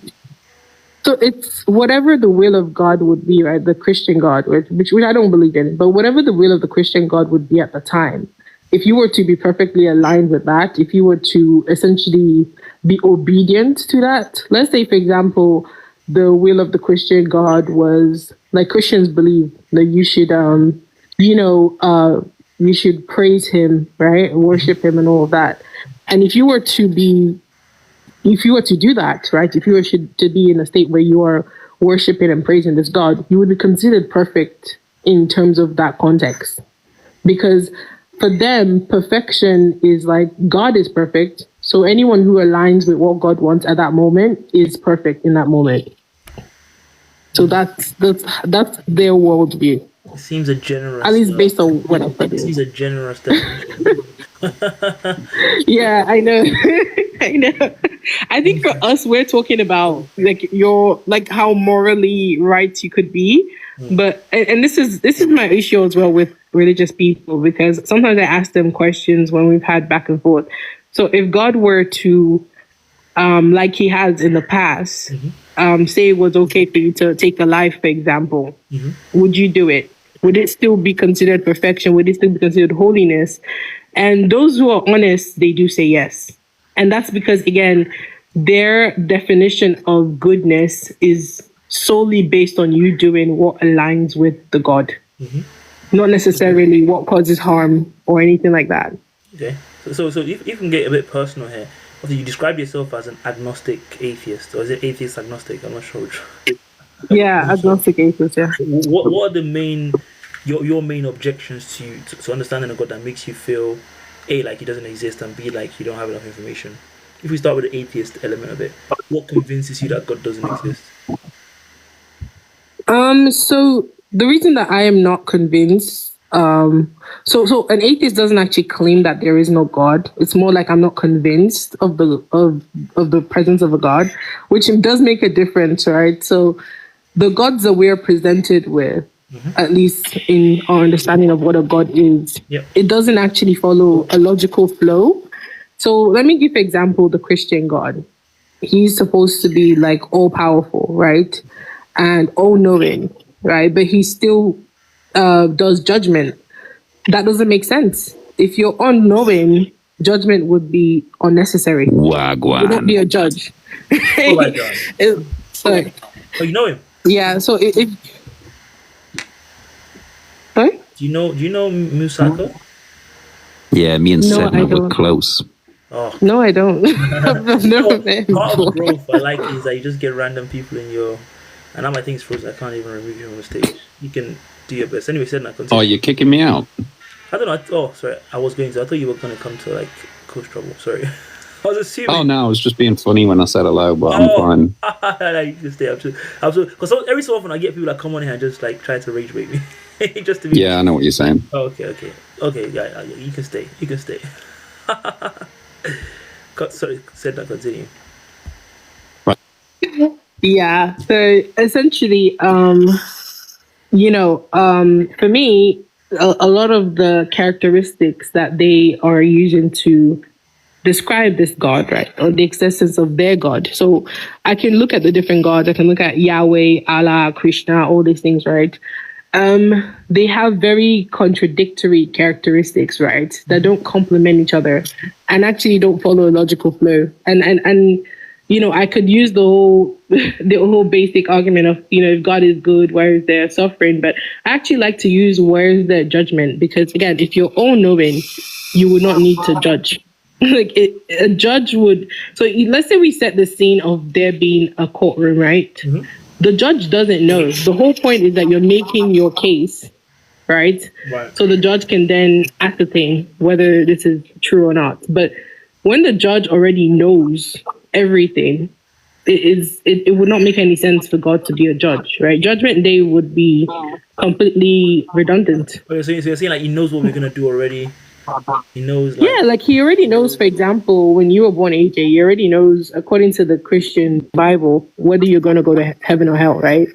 Before I was formed in my womb. I think some religious people would dispute that. Malik, is that the case? So some people say like free will extends to like not being able to not know that, or like that's not determined yet, or something like that. Well, I believe in what Sidna said in terms of heaven and hell, but yeah, I some Christians also do believe other beliefs like purgatory, Catholicism, and things like that. That free will and decision to choose whether you believe in Jesus Christ or not at kind of a point when you might not even be alive, technically. There's all of these like nuances, but on Sedna's point, I think I hear what you're saying, but I guess maybe from a Christian perspective, you know, our God is not just one person; it's three. So if you look at the actual characters of God the Father, it's very different to Jesus. So, you know, in terms of judgment, when you read the Old Testament, that's all God was doing, mate. Judging. And he knew. So, you know, I think it's kind of, it's not surprising that there is a judgment day and that at some point you're going to, you know, all the things that you bring to God and confess, you know, will be decided upon as to whether you're in heaven or hell. And obviously repentance and the opportunity extends to everyone. You know, you can commit some really, really crazy sins and still end up in heaven. It's about the heart posture and things like that. I feel like the judgment one isn't a crazy argument, but I do hear what you're saying. Okay. And how it might contradict in terms of, Yeah. So what I was going to ask Malika is that, okay, so in the Bible, of course, it says that, you know, before I was formed in my mother's womb, you knew me, right? And so you know do you not believe that God knows whether or not you're going to be on the right side at the end of your life, right? Whether you're going to be in heaven or hell before you were formed in your mother's womb? Oh, no, I don't believe that. Personally, I think the thing is, you don't think he's all-knowing? No, he is all-knowing, but I guess the way in my head, how do I put it? I'm trying to think of an analogy.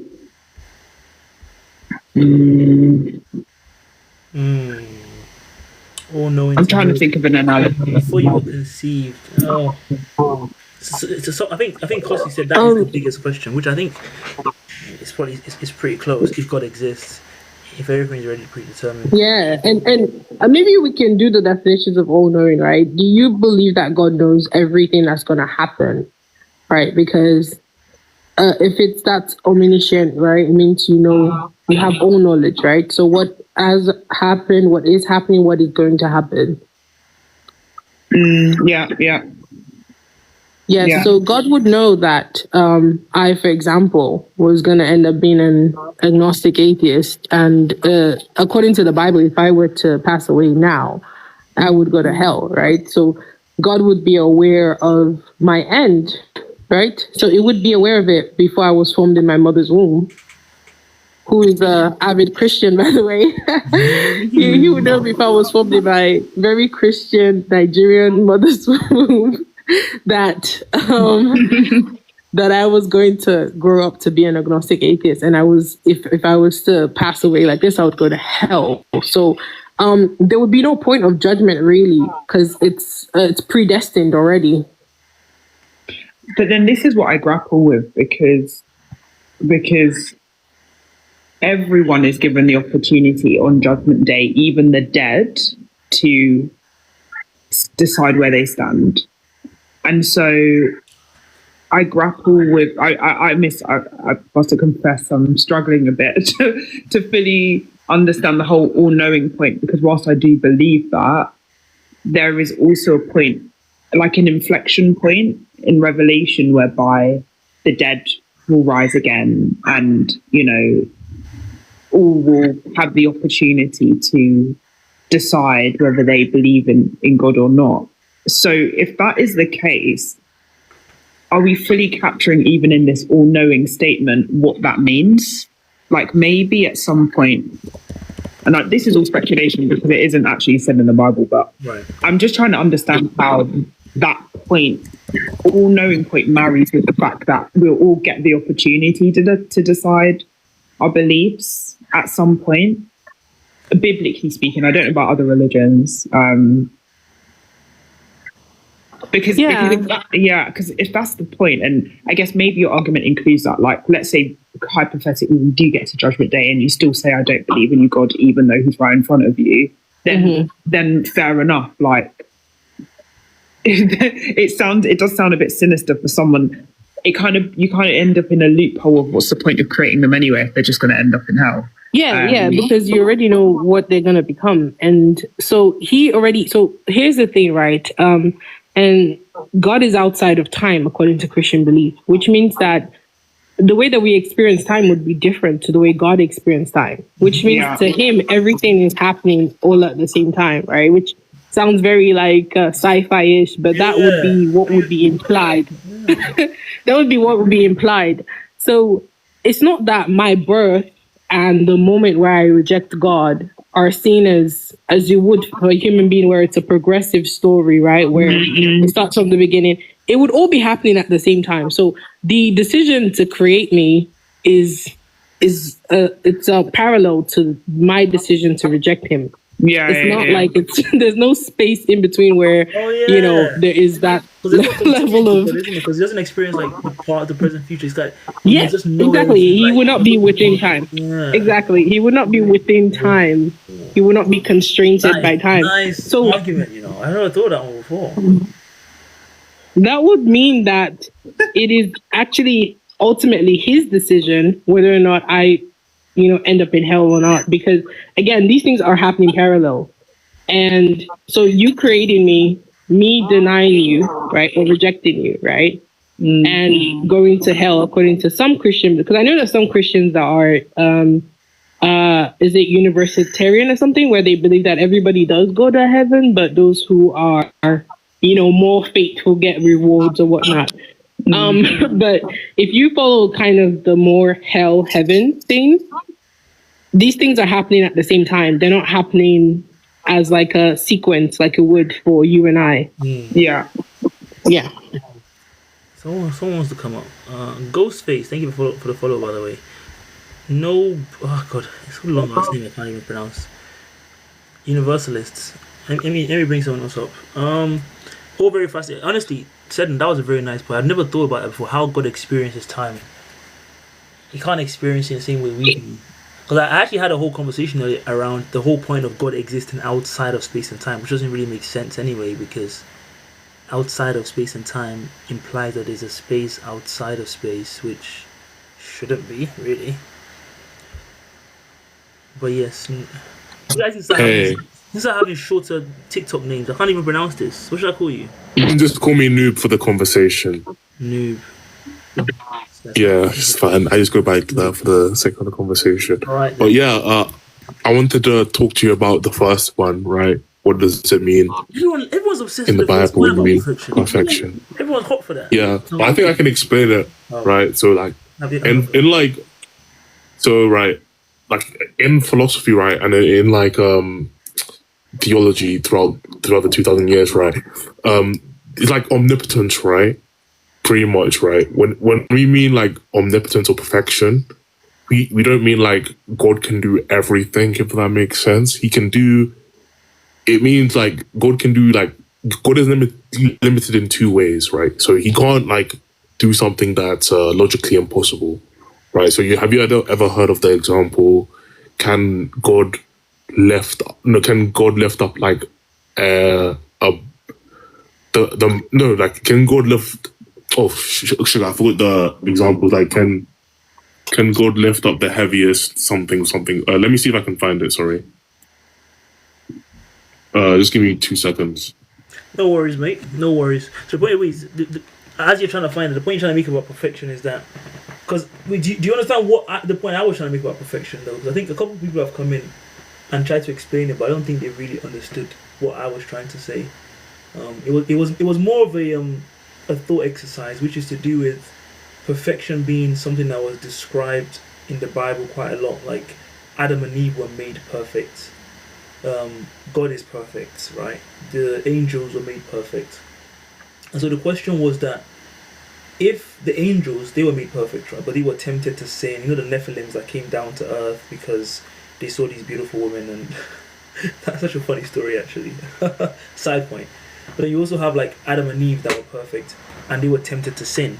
So my point around that was that if perfection doesn't mean being free from sin, so perfect people can sin in the same way imperfect people, which we're meant to be, can sin. But it also doesn't mean immortality, because Jesus was perfect and he died. What does perfection actually mean? That was kind of my point, because, and the reason I'm asking that question is because a lot of the Christianity or whatever, the idea is meant to be that you're going to be, in this paradise or in heaven where you're going to be perfect, which is like a reward for, all the good stuff that you've done or whatever. Yeah. But if perfection just means that you're a person who's just can still sin the same as an imperfect person, what is it actually? What's the value of perfection? That was where the question came from. Yeah. So yeah, I think I can explain that. But as the example I was going to give, have you ever heard like, can like, have you ever heard the example? Can God like create an unliftable rock or something like that? Like those things. Yeah, like with those things, right? It doesn't make sense to even ask the question in the first place, right? Because God is bound by I think personally, God is bound by the laws of logic in our reality, right? So God can't do something that's like logically impossible, right? If God is and bound the by second laws of thing, logic, then how can he exist outside of space and time? That's illogical for us, no? I mean, there's three types of possibilities, right? There's a normal logical possibility, right, which is the laws of nature on Earth, right? Mm-hmm. Which is like, for example, like the law of gravity, the law of stuff like that, right? Then there's a metaphysical possibilities, right, which is like stuff like the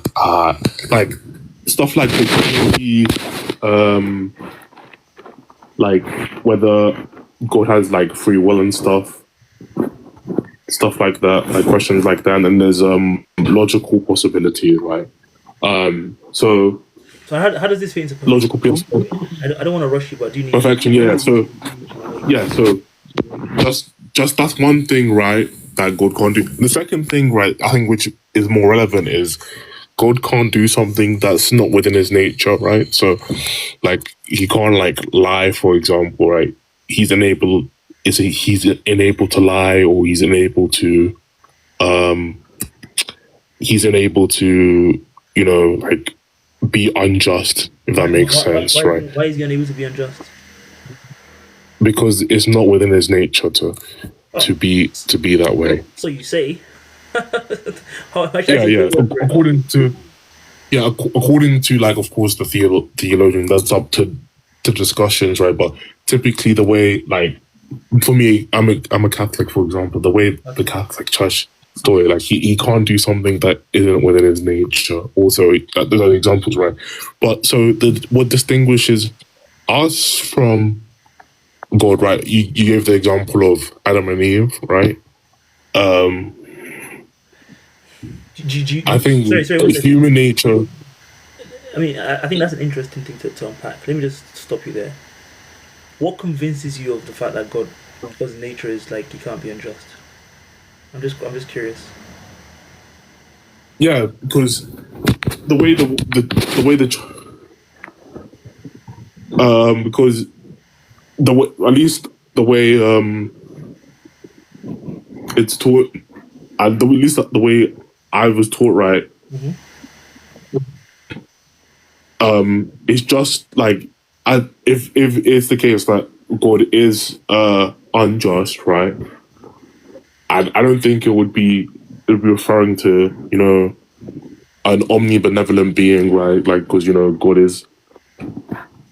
is stated to be all loving, as you know, right? So yeah, he stated to be like, that's the claim. But you say that you just find the claims with other claims. I'm not really too convinced. Yeah, so if we have, I mean, this goes back to if God exists or not, right? Then if we have to go back all the way to whether or not like God exists to even like, you know, just to even make a to even make claims about him, because it doesn't even make sense to even speak on. That's why I'm just assuming we think, you know, the God of the Bible is real. If you want like evidence, he is real. Like there's been logical arguments for it, like the argument from contingency, the argument from motion. Interesting. I think It sounds like you're making the the cosmological argument. I did philosophy at A level, so I'm familiar with these. I don't find them particularly convincing, but anyway, Sedna, do you want to weigh in here? Yeah, I think again this is gonna sit on the, I guess, the predisposition that you believe that like the nature that we are given is the nature of God, right? And also, if God, like that's why I was asking in the comments, who decides the nature of God? Because for us as humans, we know what nature means for us, right? It's something that we really don't have much control over, right? If I say, for example, my nature is I need to breathe for me to be alive, right? I kind of don't have a choice over that. But with God, right? Because God isn't created. Because the thing is, we could see nature as this set of rules that we're kind of already given that we have to live by, right? Right. But God doesn't have that same restriction, right? God can essentially, according to your Bible, God would have the power to change his own nature if he decided to. I don't think that state. I'm not too sure if that stayed anywhere in the Bible. Yeah, but the point is, like, I'm talking about the very, because you're talking about the nature of God, right? Yeah. And if he's not created according to your worldview by anybody, right? Course, he's not under any laws by any other system, right? Oh, he is. As we would be under like the law of gravity. No, I think God is under law. I think, as I said, he can't do something that's logically impossible, and he can't do something that's not in accordance with his nature. That's interesting. Who do you think like creates the laws that God would be under? Is not such a thing where it's kind of within his nature to do that, if that makes. I don't know how to properly explain it, right? It's not such a thing where these things were not created, were not like were made by someone else and God has to adhere to them, right? It's such a thing where if he didn't adhere to these things, right, then it would be illogical. Like the concept of God would be illogical, if that makes sense. To whom, though? To someone that believes in the classical theism. Because here's the thing, right? So there's some people that believe in they're theists, right? But they're not really religious. They believe in an evil God, right? A God that actually delights in our suffering, right? That takes and in general that might actually make more logical sense than the theist that believes that God is good. There are theists that believe God is actually evil, and he delights evil in terms of our perspective of what is causing us suffering and pain and what we find to be morally wrong, right? So in their argument, in their argument, they would say that God. Do you think that God being good is what makes God God? Is that like a necessary nature? Yeah, it would be in his nature. Why is that? Why would it be in his nature to be good? Yeah. Yeah, so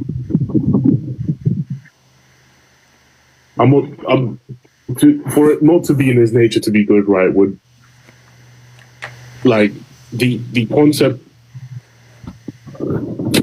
like let me give you I think this was from, I'm not sure if you know who Aquinas is, right?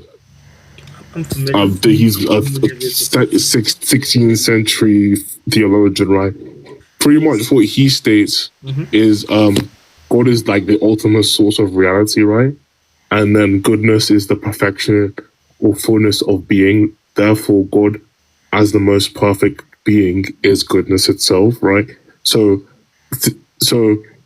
it would not be in his nature if he wasn't like good, if that makes sense. Like we can deduce from like reasoning that it would have to be in his nature to be, I mean, good. The issue with that is that you can't just be stating random people and saying they said so, therefore this must be true. It must be true. That's not a thing. Yeah, but I'm giving like that Aquinas said argument, something. right? I mean, it's a bunch of nice words, but the idea that this forms some kind of coherent, objective fact about the nature of God, when again that is very much in question, it doesn't work. Unfortunately, it just doesn't. And the examples of many things in the Bible that, if you're not on the side of who God was, which was, I guess, in the Bible, God was on the side of the Israelites, it's very much in question whether those things are good or not. I gave an example earlier of the story of the Assyrians, where an angel, working under the guidance of God, unalived 185,000 people in one night. Now, I'm struggling to see how exactly someone can say this was just something that had to be done because this was the best moral decision to be making at the time. Even in the Bible, there are stories of God helping the Israelites unalive loads of different people. That's not just because they were always virtually right, and they were there was sometimes there was wars of conquest. That's what they were. So if you're gonna bake into it the fact that God must just be right because everything he says is right, what said as the point said which is that why is that actually just assumed to be the case? Again, it's a very convenient case to have, to be like, well, what everything that God does is just right. I mean, it doesn't seem very compelling, if that makes sense. But I do have to wrap up. Yeah, so that have been a few, obviously the argument of evil, right? I can give you a case, right? For example, I'm not sure if you're familiar with a branch of theology called skeptical theology, which pretty much posits that we shouldn't expect to understand God's reasoning for the actions he commits. So, for example, I can't think of a good reason for their suffering. Therefore, there is no good reasoning. Therefore, God probably doesn't exist. Right? This is like the line of thinking you went with, right? Right. Okay. So because so they say that step is unreliable because of our cognitive limits, right? So guys like Stephen Whisker or Michael Benjamin argue that humans have limited knowledge compared to the knowledge of an omnipresent God who can has divine foreknowledge of future events, right? So the actions he may take, right, could lead to further goods down the line. Right, that's one hypothesis that has been, presented. Now, whether you think it's strong or weak, right, is up to you. But that to say there isn't been explanations put forth is kind of disingenuous. Can I ask a question? So based on that, right? And I do agree the argument they're putting forward. It's basically, we can't understand God, and it's it's his ways are above our ways. We can't understand right? His reasons. Yeah, it's the same kind of thing in the Bible where his ways are above our ways and all this stuff. But here's the thing, right? We're assuming that the nature of God in terms of the Christian God is that he is all-knowing, all-powerful. He can do anything, right? Except for, according to your argument, go against his nature. Do you think, right, that your God could possibly create a world where these things that we're saying that they're bad things would not have to happen in order to get the result that he wants? Good point. Very, very good question. I'm gonna get my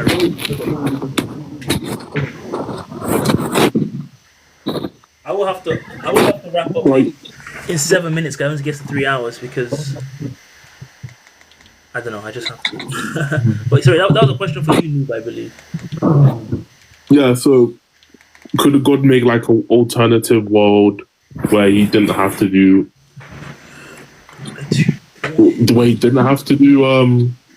where bad things all didn't these have to evil happen things. for it. Like yes, like for example, when God said for whatever reason, I think I actually had that conversation earlier with I think it was Sirius around the Assyrian story, for example. Yeah. God decided to unalive 185,000 Assyrians. Now you make the point that maybe that's because they were going to do some other evil down the line, and just that was the best thing to do, or maybe Yeah. their evil was so bad. But how do we know that's the best thing to do? Are we just left to the point that where we just can't understand why God decided to act in this way? And so Yeah. So in regards to changing it to where he could have made it be the case where we wouldn't need to have this, right? Then there's like contentions about how that affects, free will and all of that. For example, like he could have made it where the Assyrians weren't like, bad, or like there wasn't going to be like conflict between them. But then at that point, could we even say these people were like humans, or were they just like automatons who didn't have choice in what they did or didn't do, right? Like so some people may see that even a worse thing, right, where people can't decide their fates and it's been predestined for them. But I mean, the Bible does speak about predestination, but also that's like he doesn't one necessarily sect. yeah. Calvinism. He doesn't necessarily need to. Yeah, I know. I'm aware of Calvinism. Yeah, I don't really. But what I was saying, that doesn't necessarily need to be the only solution, right? Let's say, for example, you have somebody that is naturally violent, right? That was gonna harm people. First of all, there's the case of, again, you know them before they even came into existence to have the free will. You knew that this person would harm so and so, right? Let's say we think about like a serial unaliver. You knew that they would take these many lives, and upon knowing that, God still created them, right? That's number one. That's the first point of contention. But also the second one would be, even if you cannot change the behavior of the people, we have seen this happen before, where God actually actively manipulates the way at which they're able to exert their violence. And we do this as humans, right? So let's say somebody commits a crime, when our justice system is actually working, we put them in prison. We're not mind controlling them, but what we were doing is we're keeping them away from the people that could potentially be their victims, right? So even if God wasn't going to change the heart of the Assyrians, there is definitely a way where he has the power to prevent them from doing harm on certain people that they were going to do harm on. And also if you're saying, okay, what about within themselves, like in Sodom and Gomorrah? But that doesn't make any sense, because according to even the Bible, Sodom and Gomorrah, they were all evil. So if they were doing evil things to each other, wouldn't that be redundant? They weren't really going out to do it to other people. They were just evil within themselves. It was like if you had a family where they all were just abusive towards each other, it was like, okay, you're not actually stopping anything by saying, oh, I need to take all the people away, because they're all just doing the same thing. So it's more about, I think it comes back to, how are you constraining God to some kind of box of where he doesn't have options? This is the only option, right? The only option. Is that your belief system, that the options that he has are just singular? And he says, this is the only option. I have to take away the lives of these people. I mean, there's nothing I else never that said could it's the possibly only do. option he had, but on the classical, what's it called? Under skeptical theism, right? It's pretty much states that the future goods would probably lead to like the best outcome. That is pretty much what is posited there. fair enough. I mean, I'm not saying God is limited. He couldn't do something else. What was posited is them saying the best outcome. Maybe because that line. fair enough. I think on that note, I will leave it here. 3 hours ago, more very, very valiant conversations. No, but I would say, generally speaking, though, I find it an interesting way of discussing these things, to always just refer to these like these theories and these different philosophers. Always just refer to these like these theories and these different philosophers. Always just refer to these. Like saying like, oh, under this, if you listen to this person, under this theory, under this person, like it doesn't suggest to me that there's a firm grasp on these things. It sounds like kind of what we're saying now, which is like a bunch of people have a bunch of theories, and whichever one is, I guess, flexible enough for the argument you want to make, you kind of use that. That's not a personal critique, by the way, but again, I think it just kind of suggests that to me, yeah, there are a lot of people that have thought about this and come up with different theories, because again, it's something that's been iterated. The idea of a God that's a universal truth about the world shouldn't need iteration. There shouldn't really be like, well, if you look at it this way, if you bend the angle that way, if you consider it, it seems to suggest that there is a lot of flexibility in the being we're talking about here, which lends itself to the fact that maybe it's not as universally regarded as everyone thinks. But yeah, as Nathan says, these are indeed big questions, and obviously the aim of this conversation wasn't to try and answer them all at once. It was just to have a fun, spirited conversation, people sharing ideas and thoughts about what they think about these beings. Because I'm someone who's genuinely curious about this, and every so often I have a whole mental thing. But sometimes I just kind of forget about it. But it is a very important fact about the world. If that being exists, even if we forget the religious angle, which to me I don't think is that relevant right now, just understanding whether or not a being created the world, I think that to me is incredibly important for us to try and know. Obviously, it seems like the more we think about it, we'll probably never know. But I'm just uncomfortable with the idea of like never knowing, but then also just saying, well, I guess we'll never know because we just can never know. I don't know. I just think it's not a great way to view these things, but maybe that's probably the best and most peaceful thing to do.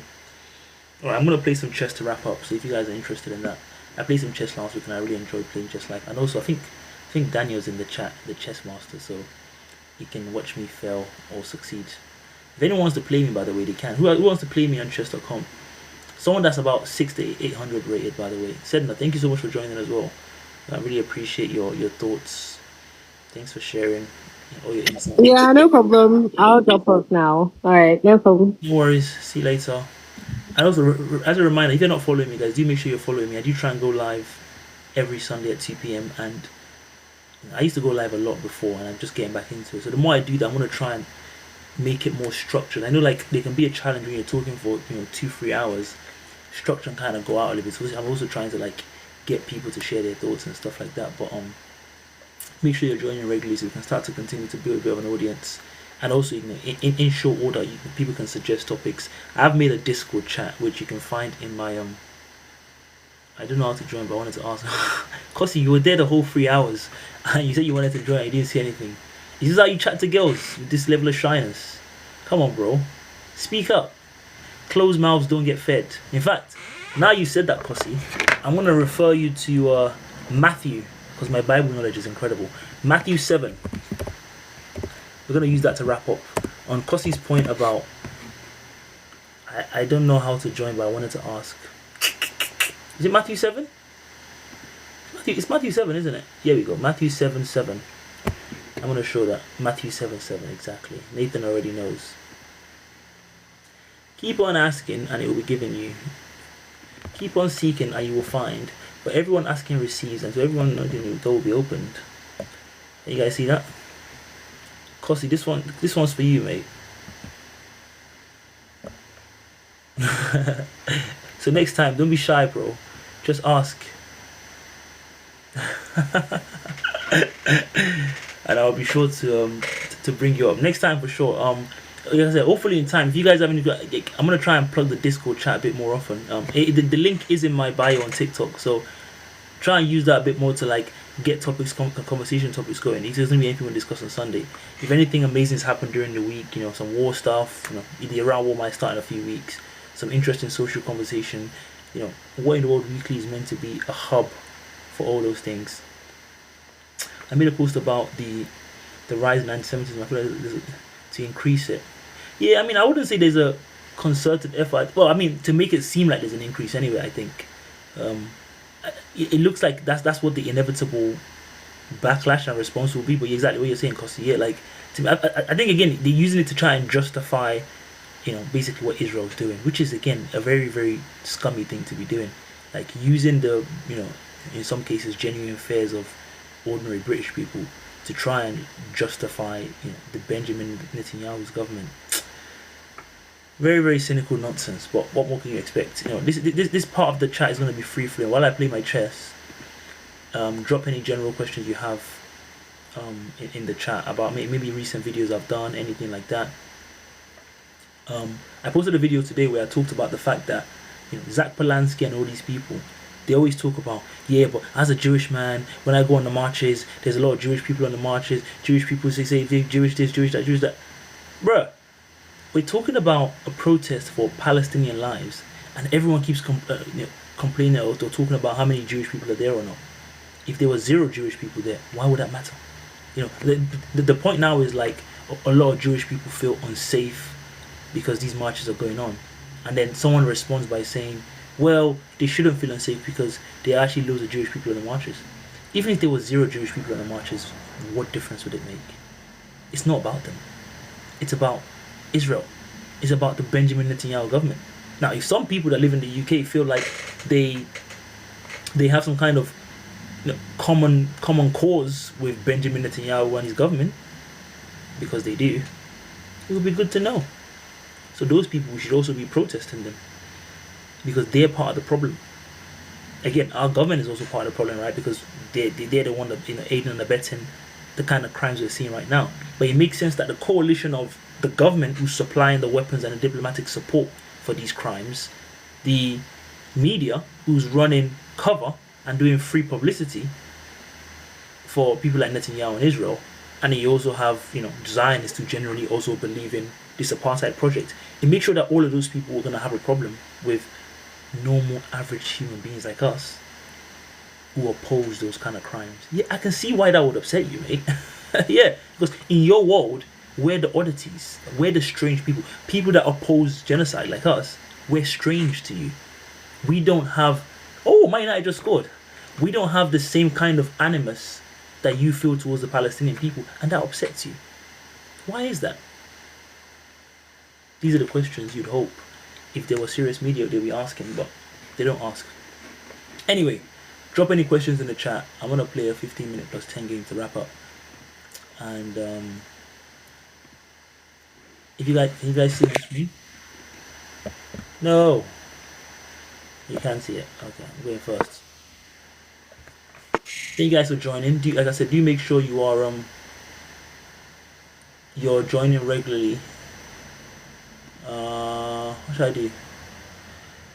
I know Daniel's probably there somewhere saying, "Oh, what happened? I did that. That was silly." I already blundered the first move. That's so embarrassing. I didn't even see it. What do I feel like doing? I still want to keep developing my pieces. Everybody have to party. Everybody have to party. Everybody have to.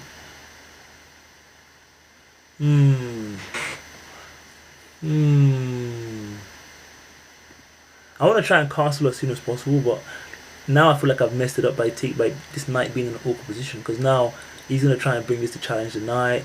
I want to take this out so I can castle, but I can't really do that, and I can just use this to attack him. But if I use this queen now to attack this pawn, then you have a situation where, I can just use this one to attack the pawn.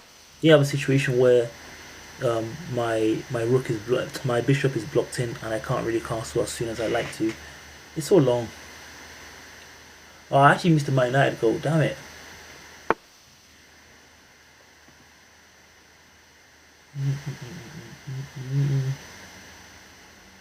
Wow, it's getting very awkward. Doubled up knights. I don't know if that's a good thing or not, but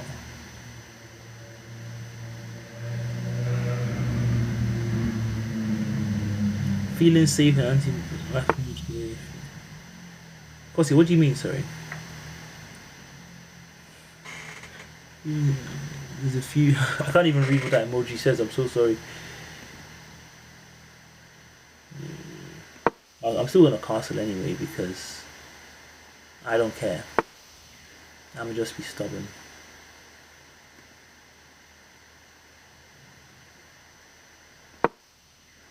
Oh no!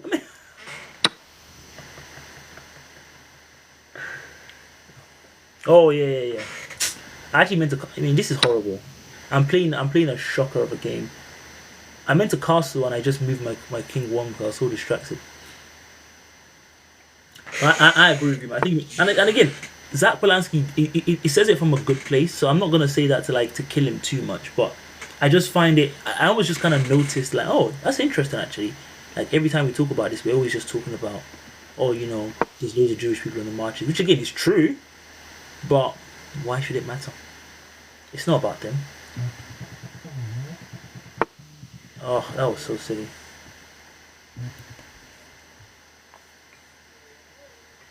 I'll pull you back. I'm live streaming. Give me like 10 minutes.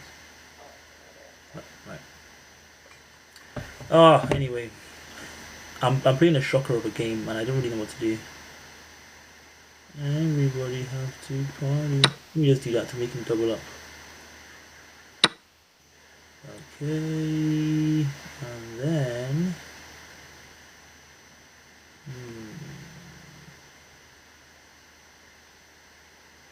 What to do next? I want to go after this piece, but right now I can't. And I've just blocked my thing in horribly. Like it's actually such a bad thing I've done here. Let's just advance this piece.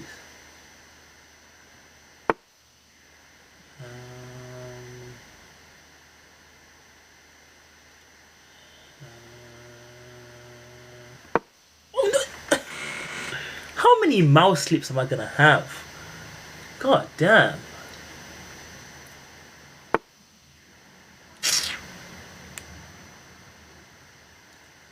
That's so annoying.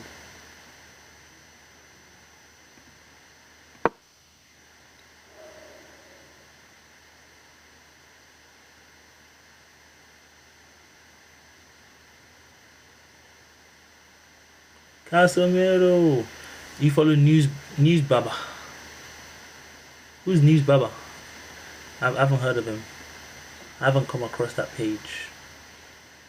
And what do I? Yeah, you asked me where do I get my news from? I get a lot of my news from Twitter. I watch Twitter obsessively. So that's where I end up getting a lot of stuff from.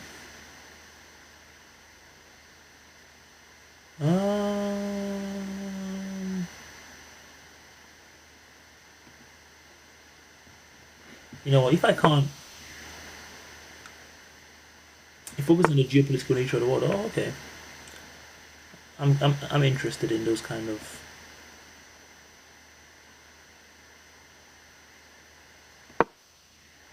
Similar to yourself. Oh, good reporting. I mean, I fancy myself as more of a commentator as opposed to a reporter, to be honest. Oh no.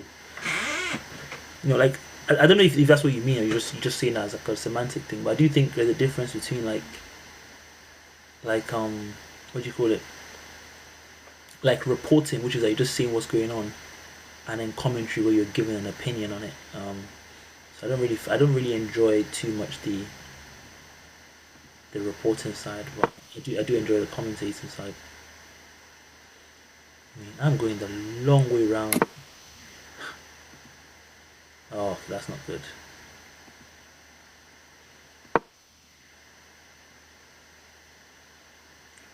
Secure.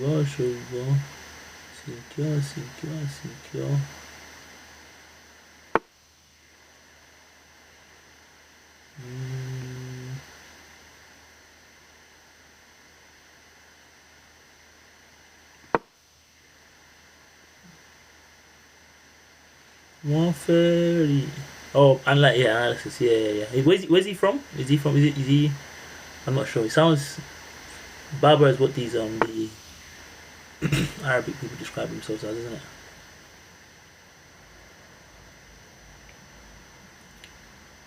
I don't know if I should go for a swap. I'm only down one. It's not that bad.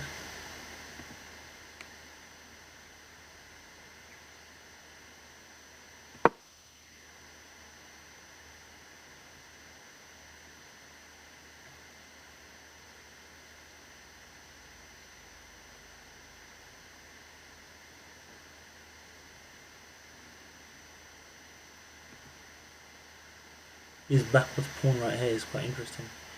Oh, he's Bengali. Okay, I was gonna say that sounds like that kind of angle. Oh, okay. I mean, I wouldn't mind. Is he, how big is this page? I'm getting to that stage now where I start thinking about collaborating with people. But I don't know how you collaborate on like 3-minute, 2-minute videos of analysis of content analysis though. But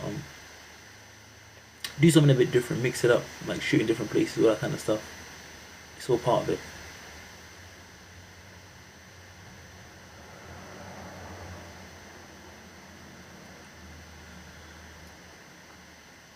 Just move this one up one. I've got a nice chain here. Oh, 20 minutes. Oh, does it do it on TikTok? I don't know you can do longer than 10-minute videos on TikTok.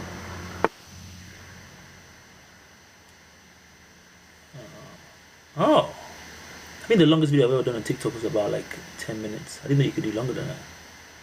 That is interesting. And it just shows you how there's an audience for everything, because I'm pretty sure I would have thought one of the conventional rules of this app is that you should never do videos that long, because people just don't really want to hear that.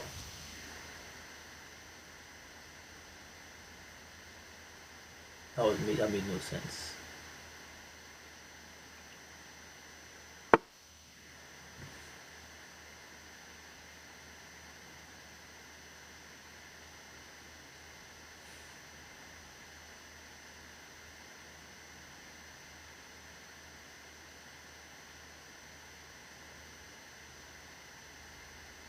Yeah, I mean, there's an audience for everyone, man.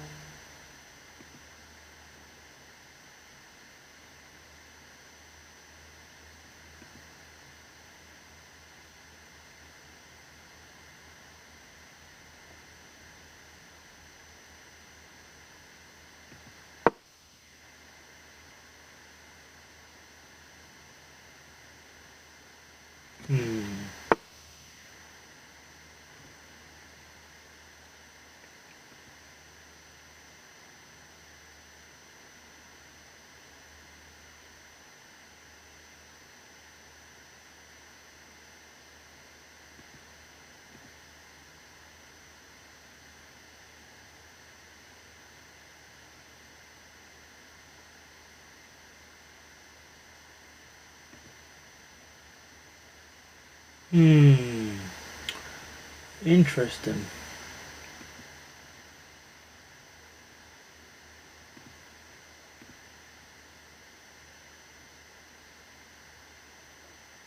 If I do that, it would just put me in check, innit?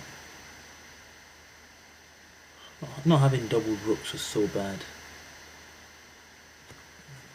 Oh, really? That's really nice. Yeah, I'll definitely check him out. I always think there's things you can learn from people like this. Like you can always learn from other people and see what they're doing. Try it out. I don't want to swap the things off right now.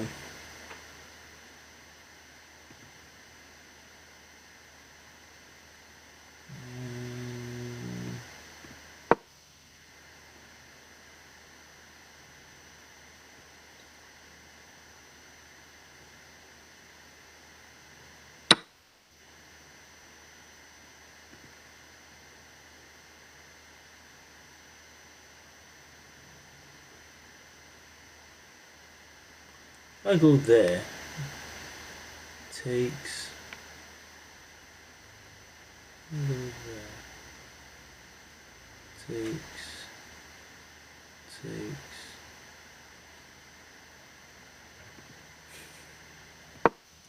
doing some risky stuff.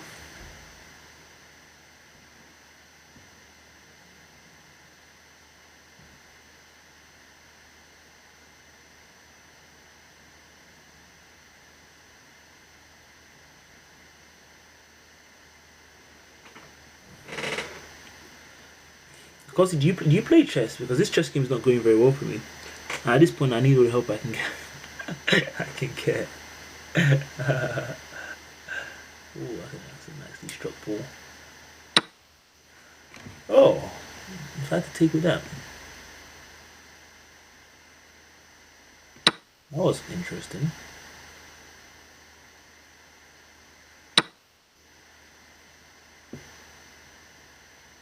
Oh, that surprised me. That was smart. I'm gonna take with the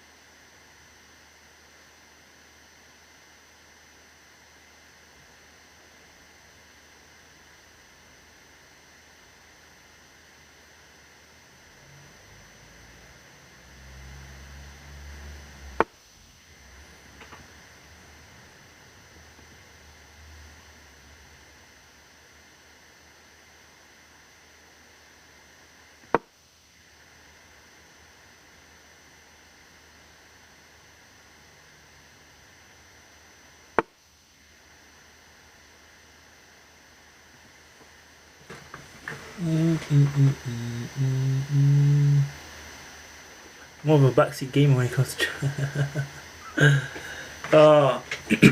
I learned to play chess because apparently I felt like all the smart people play chess. So, if all the smart people play chess, I should be playing chess too.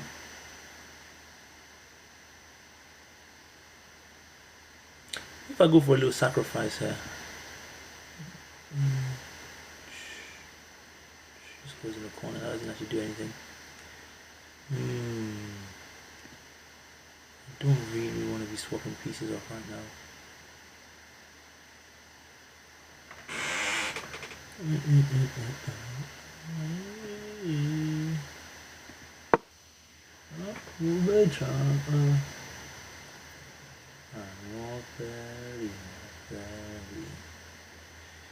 Anywhere I go on ferry.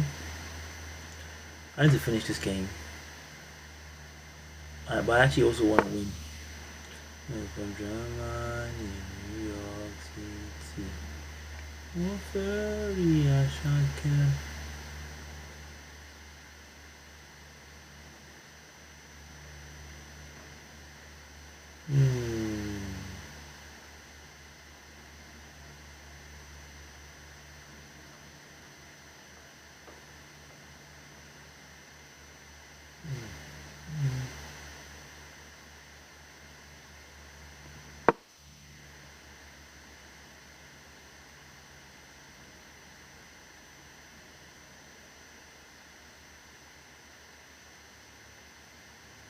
Take the swap.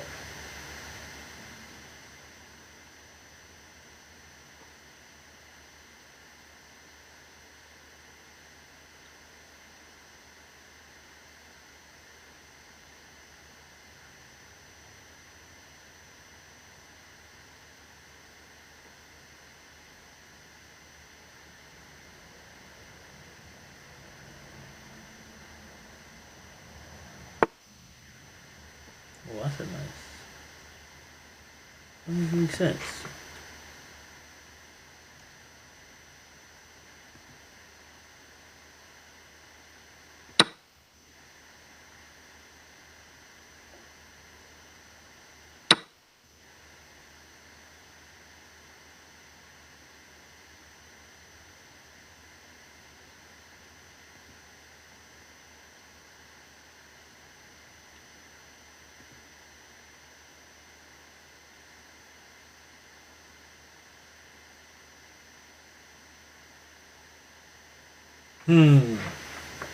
Check.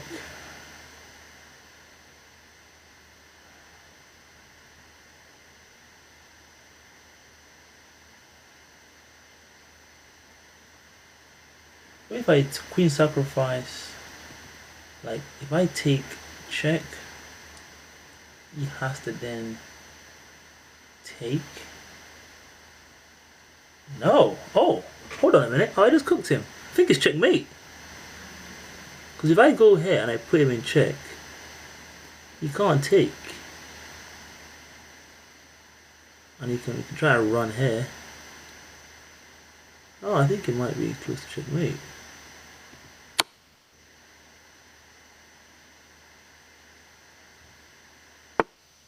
Yeah. think that's checkmate.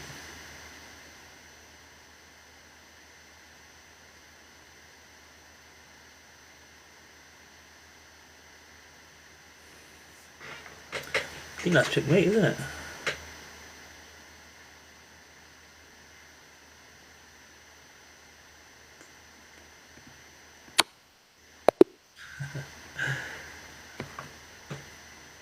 Alright, on that note, I'm gonna call it quits.